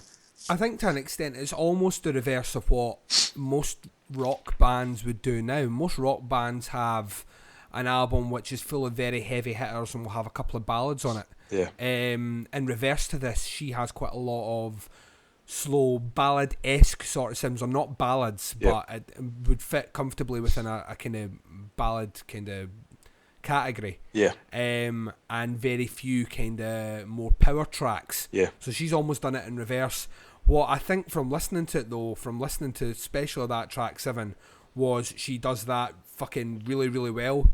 And when that track finished, I was like, right, another one, and it just kind of slides back down. That's not to say that it's not a good album. It is I think arguably the best female vocalist I've heard recorded in a while. I think there's something about her tone that's instantly captivating. You just slide. There's no effort sliding into this album at all. Yeah. You put it on and you just connect with it straight away. It's another one that'll cross genres. You don't have to be into. You don't have to be into punk. You don't need to be into grunge, rock, or anything like that. You could put this album on and listen to it, and you could put this on for pretty much anyone. Yeah. And I don't think many people are going to say, "What the fuck's that? Switch it off." Yeah. I just felt that. There's moments on there where she has keys playing, like organ sounds, and that's really cool as well, and it's an extra element. But because she's a solo artist, essentially, she's got a backing band, but she's a solo songwriter. Yeah. She's obviously written the album very much that way, and that's to be expected. That the moments when a full band kick in behind her, it elevates her sound. And I didn't know she was in a band before this, and I'd be quite eager to check them out, because I might find that I gravitate more towards that. I would love, and maybe live as well, she changes things about a bit. I couldn't imagine really going to see her play a gig though, and see much in the way of, her music has a bit of energy to it, but it's not, like I say, there's just something, from my point of view, I would like to have heard more of the kind of, there's a blues rock thing there, and to me blues rock needs to, you can have your quieter moments, but it needs to be a bit more up tempo. It needs to be a bit more bouncy, a bit more jumpy. It needs that backing band kicking in. And I think you should go back and give it more listens, because I found that when I was listening to it, each time I heard it, there was something else I picked up on. It wasn't necessarily the first time I heard it I was like, wow, this is amazing. But every time I listened to it, there was a different track. I mean, I said in my review, I still can't pick a favourite track on this album, because each time I listen to it, I appreciate another track on it for a completely different reason. It won't be, Dave, it won't be the only time I listen to this album, I can guarantee it. It finished today, and as soon as it finished, I felt I could switch it right back on again. That to me is a test of a good album. It's, it's like I say, I maybe just like, because you have listened to it quite a lot, maybe it doesn't connect on the same level. I heard her, she's got a voice, a very powerful voice, and that to me needs to command a band. But that's just how I gravitate that sort of music. So, but no, you will not find a better female fronted rock kind of genre front woman going around just now. She's so distinctive in tone, and the way she sings, her lyrics are so fucking good that, you know, like I say, I would have probably given it about a 4. Maybe, well, I probably about the 4 mark. I'll definitely go back and listen to it. I can happily say that I recommend this album quite a lot. To me, just not a 5, but I will go back and listen to it. Yeah. How about yourself, Baz?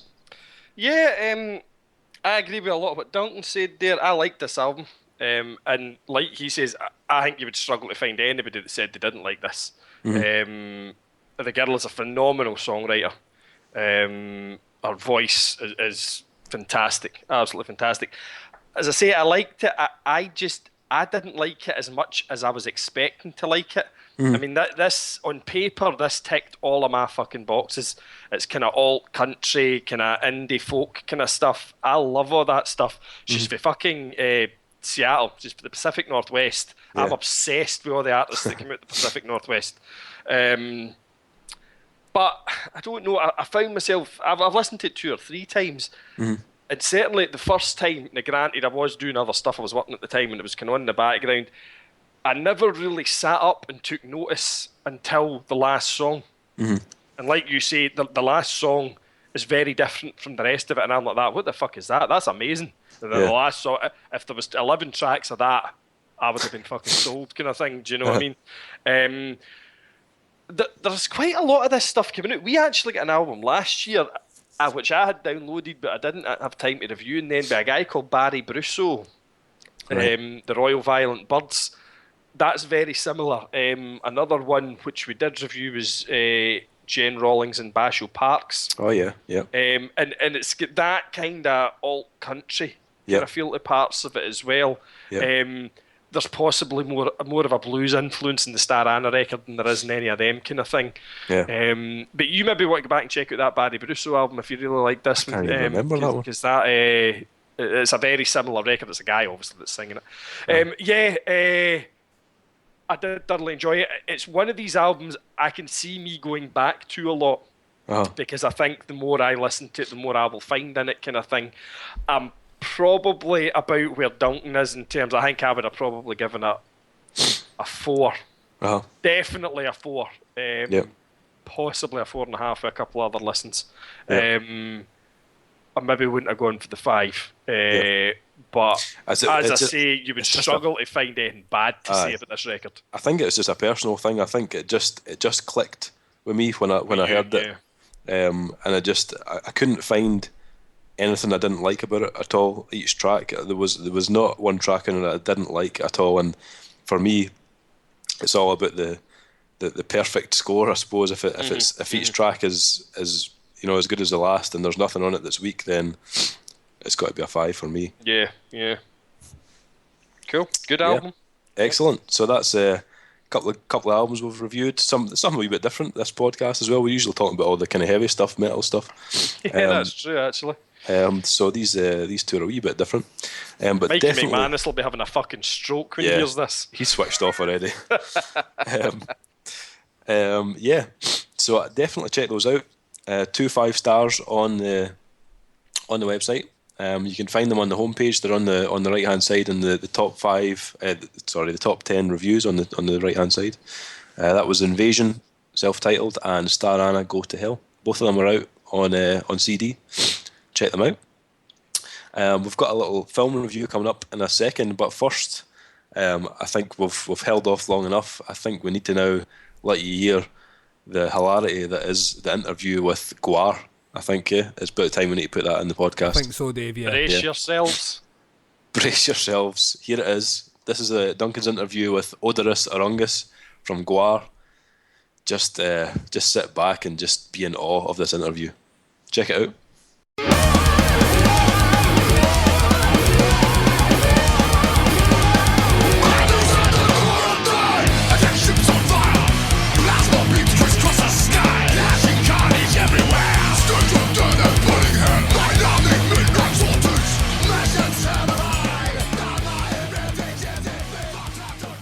My fucking computer machine has been fucking me up the ass here. So good. Everything seems to be working now. This is Duncan from Rock and Roll Reviews, and I am overjoyed and honoured to be joined by Oderus Urungus from GWAR. How are you doing today, sir? Oh, wonderful. Just another wonderful sunny day here in Antarctica as we get ready to return to your world and sodomize your animals, promote our great new album, Battle Maximus, and do all those things that GWAR will do to you oh so well.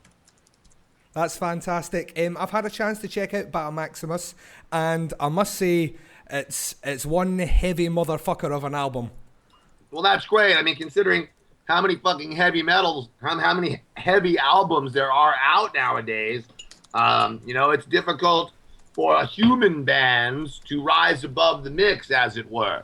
But being GWAR, we never had any doubt in our own matchless power, and therefore we went about creating the greatest possible album that we could in the wake of us losing the mighty Flatus Maximus. And I believe we have created a heavy metal opus that he truly would be proud of. Yes, this is the first album to feature Oderus Maximus on guitar. How was that like introducing a new guitarist into GWAR? Well, they pretty much worked it out for themselves. Every one of the Maximus family is a great guitar player, and they all fought for months outside of the castle in the great Battle Maximus for the right to fill the void that had been left by the mighty Flatus. And, Postulus at first, he was happy to come in and do tracks on the record, but he wasn't so happy after he was done when he realized that I had vandalized his spaceship and ruined his chances of ever getting off this planet. So he's pretty much stuck with us now. He's not very happy about it, but I find that lends a certain energy to his performance. So we're happy to have Postulus, and he's done a great job on the new record, and we're looking forward to this new tour. Musically, like I say, it's a lot thrashier. I mean, was that something that was kind of preconceived before you went into the studio, or was this something organically that came out? Obviously, the album is paying respects to your fallen comrade, Flatus Maximus, but, was it more an organic thing that when the band were rehearsing, things just went naturally heavier, or was it like part of a strategy that you had before entering the studio? It wasn't a strategy at all. It was just the way that Postulus and us reacted together. We got in there, we started writing songs, and they just started turning out that way. I believe one of the first songs for the album was Madness at the Core of Time, and it just really struck such a chord with us. I mean, it really hit us hard. We're like, whoa, this is like best song we've fucking written in years. And everything just kind of flew into place after that. So I'd have to say that it was a very natural progression, the way that the new album came about. We didn't have any preconceived notion of how we wanted it to sound. We knew it could sound any way, It was just like with Flatus, we've been practicing, we've been trying all kinds of different styles of music, all kinds of different styles of metal. And we were gradually getting, I think, even a little more technical as we went on. For God's sakes, the last record we'd tuned down and we were playing 8-string guitars. Well, I wasn't, of course. I can't play guitar. I'm sure if I wanted to, I could, but I can't. But anyway, so yeah, we didn't really have we just decided to let Postulus come on in there and rally around his abilities. And as a result, yes, a lot of people seem to think that we have a thrashier, more ferocious, though nonetheless just as metal as ever GWAR record. Kind of a throwback to what we've done in the past, but also with the technical skills and the studio skills that we've learned over the many years of being a heavy metal band. So hopefully it's the best of both worlds. It certainly is. It's like I say, fantastic record. Are you out on tour just now, or do you have something planned very soon? We're starting the U.S. segment of the tour here in just about a week, and then we will be going on the big Soundwave Festival down in Australia, and then hopefully we will be returning to the UK and Europe in general, though we haven't seen that for sure yet. That's fantastic. I was privileged to see you guys play with Clutch in 2011, and that was my first experience live of GWAR, and I can say that I have never seen anything before, or I am unlikely to see anything like that in the future unless I catch you guys again on tour. Yeah, definitely. It is a one-of-a-kind show. It is the most savagely supreme act of sonic supremacy and slaughter that's upon this planet. The penultimate statement of shock rock, and it's been our pleasure and our honor and our destiny to bring this to you now for almost 30 years. So it seems like we turn up in Europe about once every 2 or 3 years, and it would seem like the time is coming around soon. Battle Maximus is out in Europe on Metal Blade Records, so we're back together with Metal Blade over there, and we're hoping for big things, because, you know, GWAR, unlike most bands, we can just try and try and try over and over again until we get it right. Well, I think you guys have certainly struck gold on this album, but this one seems to be far more focused in delivering, like you said, that sonic aggression, which I'm sure fans of GWAR have been waiting for this new album.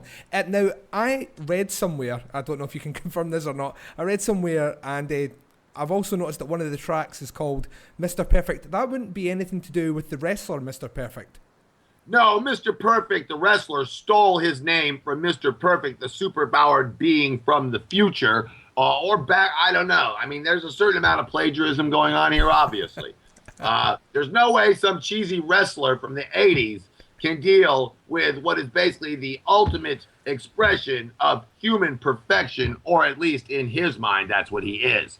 Mr. Perfect will be getting his ass kicked nightly on the upcoming GWAR tour. So we'll get a chance to hear from him himself why he chose such a fucking stupid name. And you were obviously saying you're going to be incorporating some new elements into your live show. Is there anything else you can tell us about what fans of GWAR could see on upcoming tours with the band and the live setting? Well, you know, of course, wherever there is GWAR, there will be violence, there will be death, there will be heads getting lopped off, and we'll try, and whenever possible, to appeal to the local population with personalities that they can relate to. I mean, it doesn't make a lot of sense for us to go to Europe and execute the president of Bolivia, if you understand where I'm coming from. So we're trying to find some people that mean a little something to the local cultures, get them up on stage, and kick the living shit out of them. Now, as far as what gigantic fucking asshole monster is going to try to be ripping my head off, that pretty much depends on what we attract during the show. All I can guarantee you is it will be the most awesome motherfucking show in rock and roll history. I'd like to say that I am a massive fan of Holliston. I have to import it over here, but I think it's a fantastic show. I also think that you're fantastic in that show. I've still to catch season 2, but has that finished filming? Is that wrapped up now? Yeah, we're done with season 2. In fact, it's already shown over here, and we're waiting to hear about season 3, whether there will be another one. I think season 2, as much as you love the first one, I think you'll be even happier with the second season of Holliston. There is a little bit more odorous time, which can never be a bad thing. Never a bad thing. I think you'll enjoy it very much.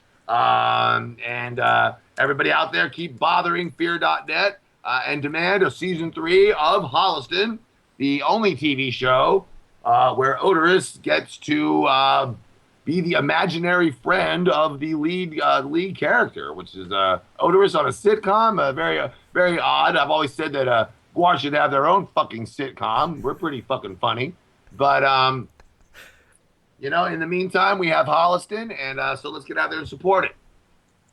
Yeah, fantastic. If any of our listeners are listening and haven't checked it out yet, it's a fantastic series from film director Adam Green, and it's very, very funny, and it appeals to not only horror fans, but anyone with a sense of humour will love this show. And like Oderus said, anything that stars Oderus is worth checking out. Well, thank you very much for your time. It's been fantastic chatting to you. And is there anything that you would like to tell the UK GWAR fans before we wrap this interview up?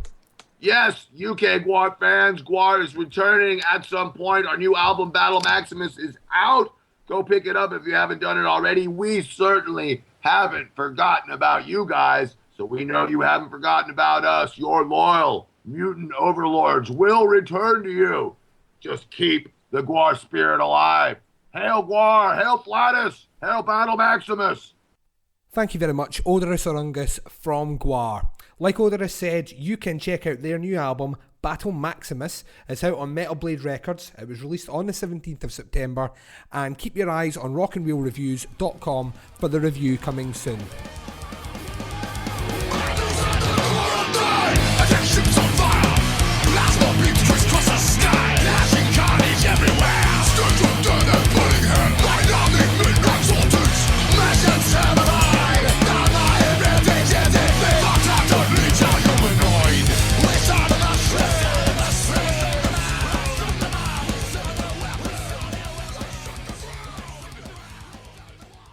Excellent. Thank you, Oderus, for taking the time to do that interview. Oderus. Taking the time to do that interview with Duncan. Much appreciated. I know these guys are ridiculously busy. Like when we got the email to say we had the option of doing a Skype interview, they were pretty much doing back-to-back interviews for like days on end. And initially, they were fully booked, but we managed to get slotted in right at the last minute, which was much appreciated. So thanks very much for that. I think a big vote of thanks to Big Duncan for taking that on, because I would have shat myself if he'd asked me to do that. Hats off to you, big man. Yeah. Never.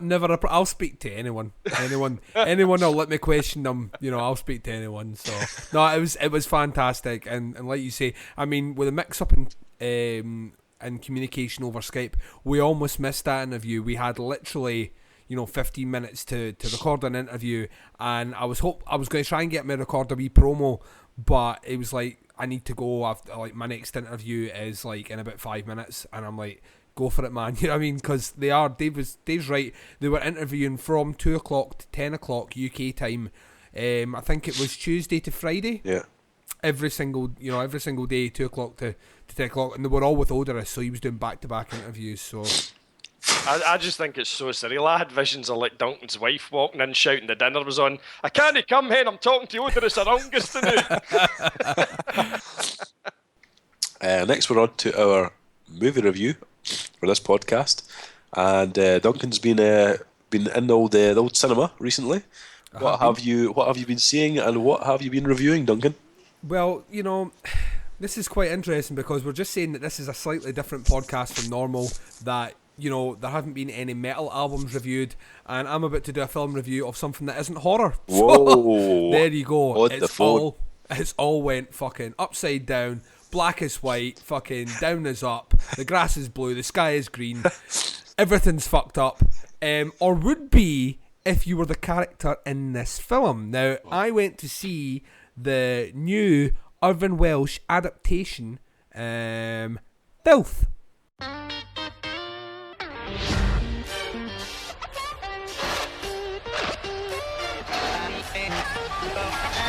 Does that make me then? You're a policeman. Christ. Who taught you that technique? A friggin' cheese grater? Scotland was such a uniquely successful race. This nation brought the world television, whiskey, and of course, me, Detective Sergeant Bruce Robertson. The games are always being played. That's everything you need to know about the guys you're after. I never thought I'd see the day when I left a knocking shop with more spunk than I came in with. Down the road I go. Nobody plays the games like me. Down the road. You just have to be the best. And I usually am. Same rules apply. What? But honey, you're my last hope, and who else can... Look at the state you're in, Bruce. I'm worried about you, Bruce. Come on, Silver Lake. I used to be a good person. You're gonna hit me, Bruce! I think there's something seriously wrong with me. Have you been to see a doctor? Have you been since our last consultation? No problems, I presume. No more cocaine and chip suppers for Bruce, eh?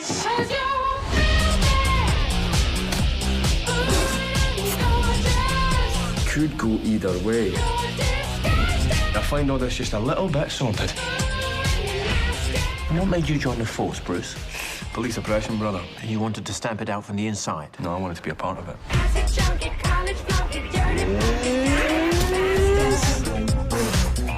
Can I just have a glass of water? Not at all. I've got something else in mind for you.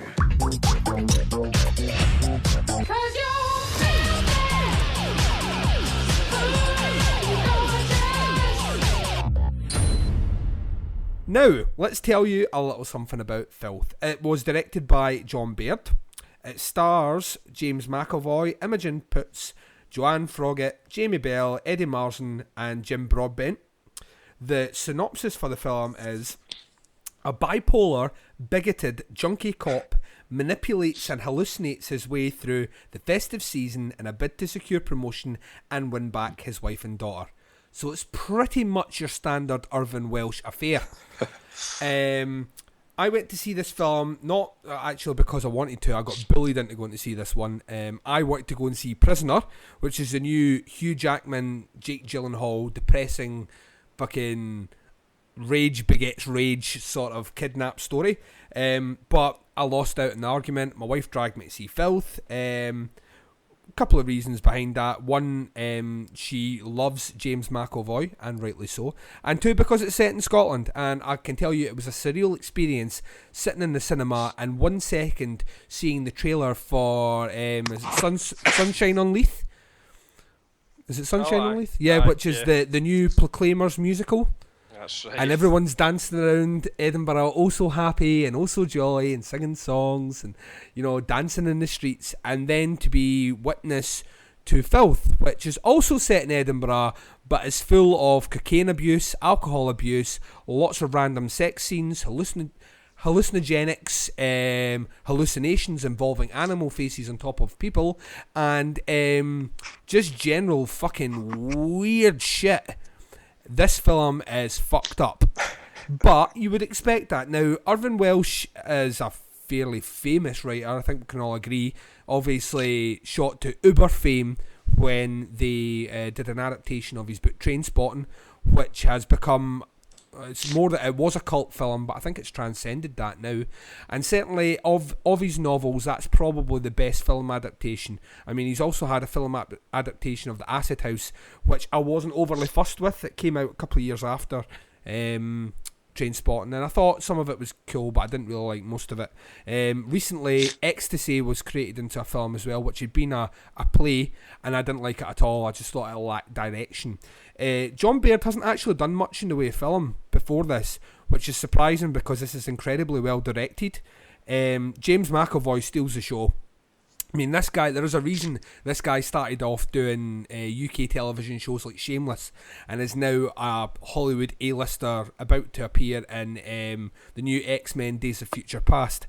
He's phenomenal, and it's good to see him back doing a Scottish accent, because you sometimes forget he's actually Scottish.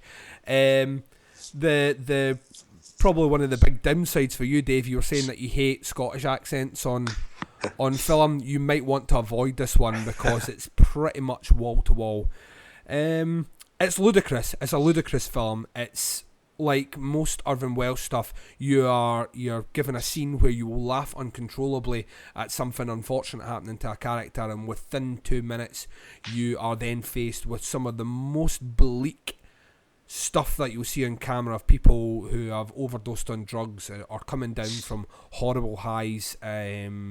The film skirts everything from rape to paedophilia to, like I say, drug and alcohol abuse, to a cop who ultimately, the main story is he wants a promotion. He is a detective sergeant. There's one job up for grabs. He feels that he is the man for the job. He has 5 potential competitors for the post, and he goes out his way to sabotage their chances of promotion. if he can just keep it together. But he's now off his meds, and as a result of coming off his meds, he now has horrible hallucinations. I thought that the ending was pretty predictable. I've never read the book, but I saw the ending come in a good half an hour before it actually did. So a lot of what would possibly be the shock reveal at the end of the film wasn't really a shock to me. I don't know if that's just years of watching films that I can pick these things out now. But I thought it was fairly telegraphed. The supporting cast, excellent. Soundtrack, excellent. Couple of things I would pull up on. One, Edinburgh isn't as clean as it is on film, especially on the grass market. There's never so few people on the grass market, and shops are never as pristine as they're shown in the film. Certainly there's sections down at the grass market where everything looks just a little bit too tidy, and even bits up at the new town which don't look that tidy, and you get that feeling, you know, that this is, for a film that's dealing with very gritty, subservient sort of issues, things are just a little bit too immaculate. Even the housing project, they're at a housing project kind of fairly earlier on, one of the kind of high-rise blocks, and even there, all the houses look like they are pristine, and they're supposed to have got junkies and things like that in them. So that didn't wash with me. This film is fairly upbeat in sections, but also fairly depressing, and that to me is, I mean, I come out the film, even though it finishes on almost like a musical number at the end, a musical number in a cartoon, I finished this film feeling fairly low for a good 10-15 minutes afterwards, just trying to process it. And ultimately my original score for the film was going to be a 2. I come out at just not really digging it at all, and I slept on it, and I kind of thought back about what I watched, and I've given it a 3.5 out of 5. I imagine if I watch it again, it'll probably bump up to a 4. Certainly my wife loved it. She thought it was brilliant. But don't know, there was a couple of things that I just wasn't, it just didn't fly with me.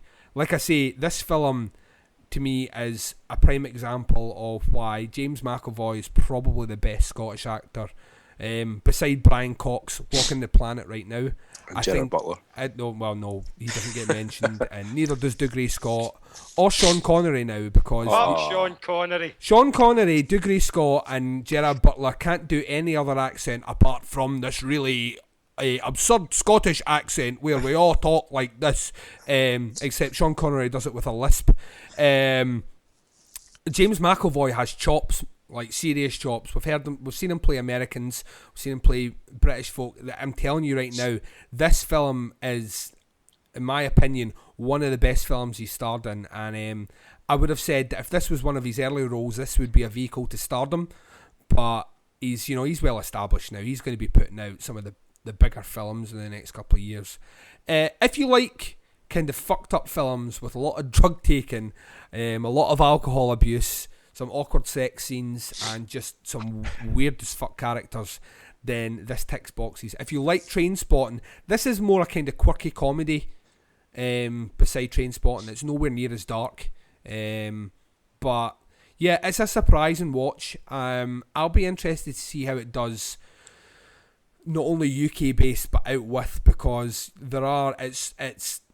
it's Scottish accents, and it's, they're kind of polite Scottish accents, but they're still Scottish accents, and it's still got that kind of Irvine Welsh tone right through it. I'll be interested to see what comes of it. But yeah, I actually, it was a surprising watch for me. I enjoyed it a lot more than I thought I would, and I would say maybe not necessarily cinema worthy, but yeah, definitely rent it. Definitely get your hands on it when it comes out, and check it out and see what you think. Excellent. What about yourself, Baz? Is it something that appeals to you, this film? It does. I'm dying to see it, actually. And as I said, I don't go to the cinema a lot, but I will be going to see this one for a number of reasons. It's funny you said there, Duncan, you felt quite kind of low after. I remember after I watched Trainspotting, I was depressed as shit at the end of Trainspotting. Oh yeah. And it used to annoy me that folk would say, "Oh, it glamorises drug taking." Are you fucking kidding? It really doesn't. Do you know what I mean? I felt fucking depressed out of my mind at the end of it. I felt like I was a fucking junkie by the end of that film. Do you know what I mean?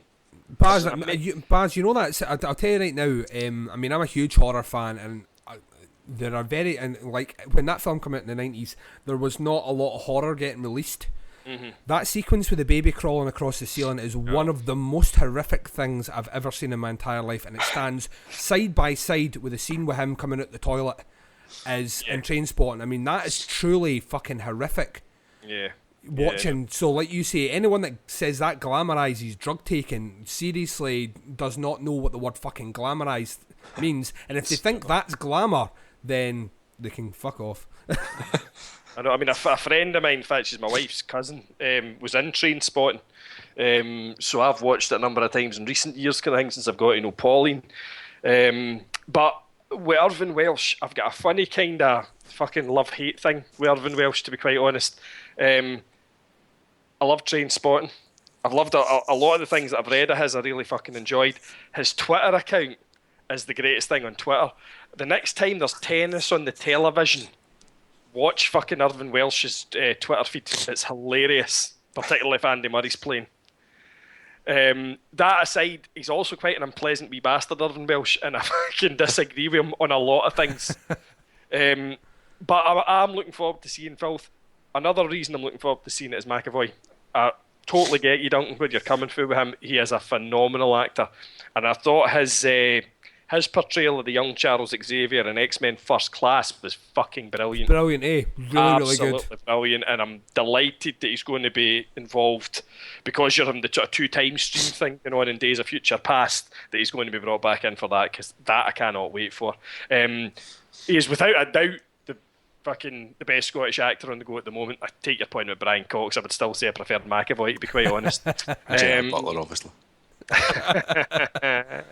Dave. So I'm looking forward to it for that. I believe his sister's in it. His sister Joy, I believe, is in the film as well. All right. Joy McAvoy. Joy McAvoy, aye. I ran into her at a gallows gig, believe it or not, a number of years ago in fucking Barfly in Glasgow. Jesus. Yeah, we'll learn, eh? Anyway, and the other thing that I'm quite interested in Filth about, and Duncan, I'm picking up on your point here. You were talking about how you weren't taking with some of the scenery and that. It was all too a bit pristine. Yeah. Because you know Edinburgh, obviously you know Edinburgh very well. Well, I believe there's a number of my scenes set in a Masonic lodge. There are indeed, yeah. Into the wee secret here, myself being a member of the Freemasons, I'm quite keen to see how they're portrayed in this it's film. all coming out now. It's all coming out now. The Freemasons have featured in a number of films over the years, and they've never been portrayed. They're always portrayed badly, but they've never been portrayed fucking correctly either, to be quite honest. The last big one was From Hell with Johnny Depp. Yep. There was a number of scenes set in, I suppose, Masonic, and there was so many factual inaccuracies, I was throwing fucking things at the television. Now, there's a very brief glimpse at one of the lodge scenes in the trailer for Filth, and from what I can see, what I've seen of the regalia and stuff like that, it does look very realistic and close to the truth. So I'm, on a personal note, I'm quite interested to see how they pull that off. It probably won't portray us in a very good fucking light, but anyway, I'm quite interested to see that. So yeah, I'm looking forward to seeing Filth. I think it'll be very good. Can't wait. Excellent. Well, that should round up our reviews for this podcast. Just a brief overview of that. It was Invasion, self-titled album, Star Anna, Go to Hell, and our film review was of Filth, starring James McAvoy. So, thanks very much for that. And we'll now move on to what's coming up on the website. What's coming up on the website, Dave? I'm glad you asked, Duncan, because on the website we have a number of things coming up on the website, actually. We have, obviously, a lot more reviews coming up on the website, including your review of Filth, for a start off. Yeah, you've got it. I actually handed it in time this time. You did. I got it today, so that should be up probably tomorrow. So there you go. Before this podcast. Before the podcast even goes up. Yesterday, then. If you listen to this podcast on day one, it came out yesterday.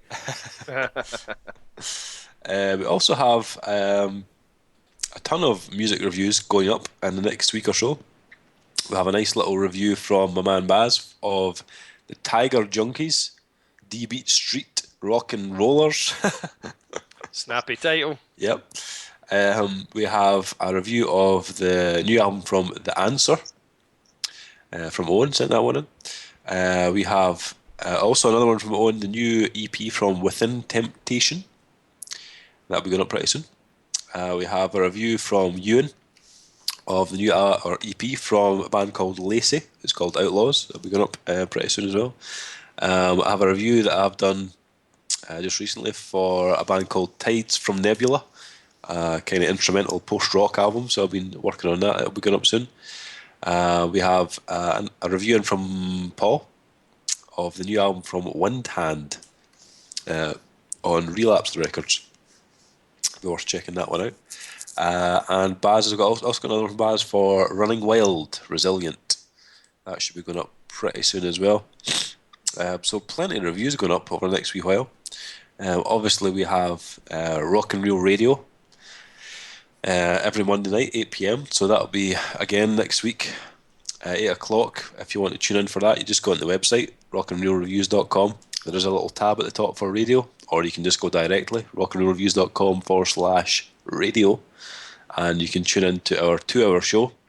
Mikey will be hosting the show, playing all the latest punk rock and metal. Well worth checking out. If you're looking for some new bands, some new music, something to whet your appetite, then definitely give it a listen. We've also got some more interviews coming up soon. Myself and Duncan are heading back to Glasgow again. Oh no! Every podcast we're heading to Glasgow. Well, we do head there a lot, but you know what that means? More pinky sniffing good chicken. I'm deliberately trying not to mention the thing I'm not supposed to say. You're just fucking making it worse, man. Just. I wondered where you were going with that there, pinky So did I. Finger licking, eh? Yeah, we'll be going to MFI's Chicken Warehouse Emporium. Hey, who do you go to fucking see? Oh, sorry. We are going to the Never Say Die tour, and it is hitting Glasgow next Monday. And it is a fairly packed bill. I think there's about 7 bands on the bill. I believe, Dave, the technical term is mahusive. Mahusive. It is mahusive. It is a mahusive bill. With quite a few bands that I'm quite interested to see, actually. We have interviews booked with 2 of the bands at the moment. One being one of the early support bands, North Lane. Kind of progressive metal band. Metal core-ish. Around about that kind of area. And we also have an interview with the headlining band, who are Immure, who I've been a fan of from way back in the day, from their first album. So it'll be quite interesting. It's quite weird to think that a band I was listening to all those years ago was actually going to be speaking to them next week. So it's quite surreal. But looking forward to that next Monday. And there's a few other bands on the bill that I quite fancy. 100th are playing, I quite like them. And who's the other one? Carnifex. They're also on. I think they're the co-headliner. Quite looking forward to seeing them as well. So it should be alright. Shouldn't be too bad. I need to find out about times actually, because I think it's a fairly early start because there's so many bands on the bill. So yeah, so we're heading back to Glasgow next week. We're going to the garage this time. We've got a couple of. Hopefully do video interviews, so we should get them up on the website after next week, and you can see what happened when we met Immure and North Lane. Should be interesting. Anywho, yeah, that's what's up and coming on the Rock and Reel website, and you can see all that stuff and hear all that stuff on the website rockandreelreviews.com. You can check us out on Facebook, facebook.com, /rockandreelreviews, or on Twitter, which is Rock and Reel Review. We also have a YouTube page, an Instagram page. I think we've got a Pinterest, which I never really use. And you can also follow our guys on the podcast. Mr. Duncan McLeish, what is your Twitter handle? It is at visual_chaos. That's KAOSS. And all I really post is pictures of films I'm watching. So, Yep. And Baz, what is your Twitter handle? Mine is at punkbaz. And I post fucking anything. Absolutely anything. It's an Aladdin's Cave of Wonder, my Twitter account. Feel free to follow on. Yep. So check out those guys on the old Twitter. And yeah, anything else you guys want to add or mention at this point? Don't think so. no, I'm spent. Yeah. no. Just everyone make sure they check all the reviews up on the site, the written ones, and all the other stuff we do, because we do it for you. Yep, we do. We do it for We're all about the content. We don't get paid for this, so really we are giving up our own free time to talk shit on this podcast just for you. And we also don't give up 75% of our screen real estate to adverts. We're just all about the music in the movies. That's right. There is no miracle penis growing cure here. Exactly. And if you want to buy a Fiat Punto, go to fucking Arnold Clark's website, alright? No saying that shit on Rock and Roll Reviews. Did you get an ad up on the? Did someone post that on the page? No. Alright, I was about to say, just veering off slightly. Obviously, I run a horror podcast, and you buying a Fiat Punto? No, someone asked to join the site. I brought them on the site, and the first thing I did was post a picture of sunglasses for sale. So what? The picture was removed from the site, and the fucker was blocked. Oh, for waste my sake. fucking time, pricks. I'll hunt them down and shite through their letterbox. It's a fucking closed group as well. How brazen is that? I know. Sunglasses as well. Yeah, fucking horrible looking sunglasses. You sure they weren't 3D glasses, Dom? No. You know what I mean? For the films and all that, you know. Have you made a mistake here, Duncan? Nope, they're gone. Oh dear.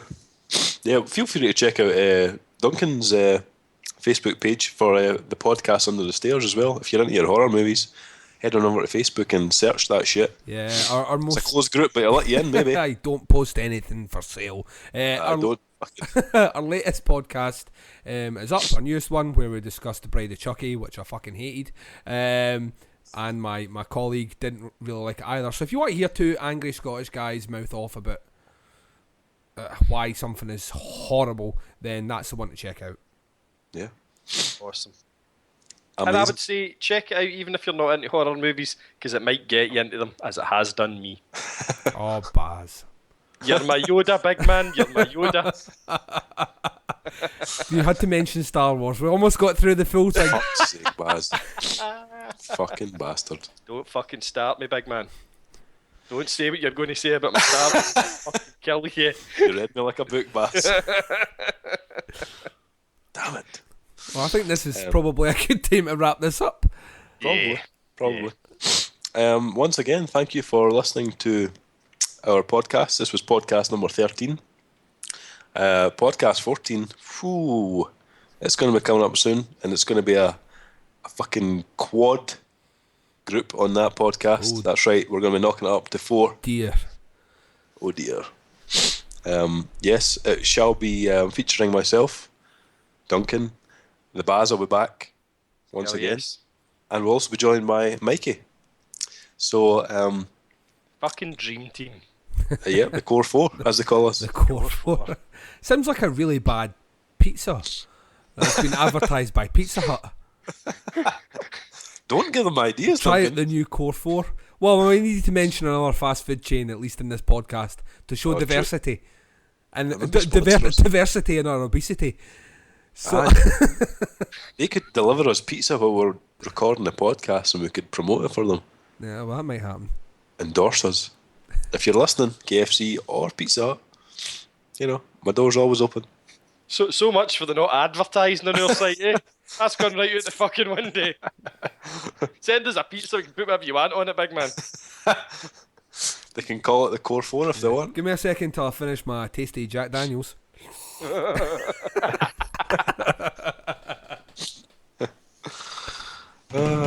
Yes, so that'll be coming up in a couple of weeks. Should be an exciting podcast, so definitely tune in for that.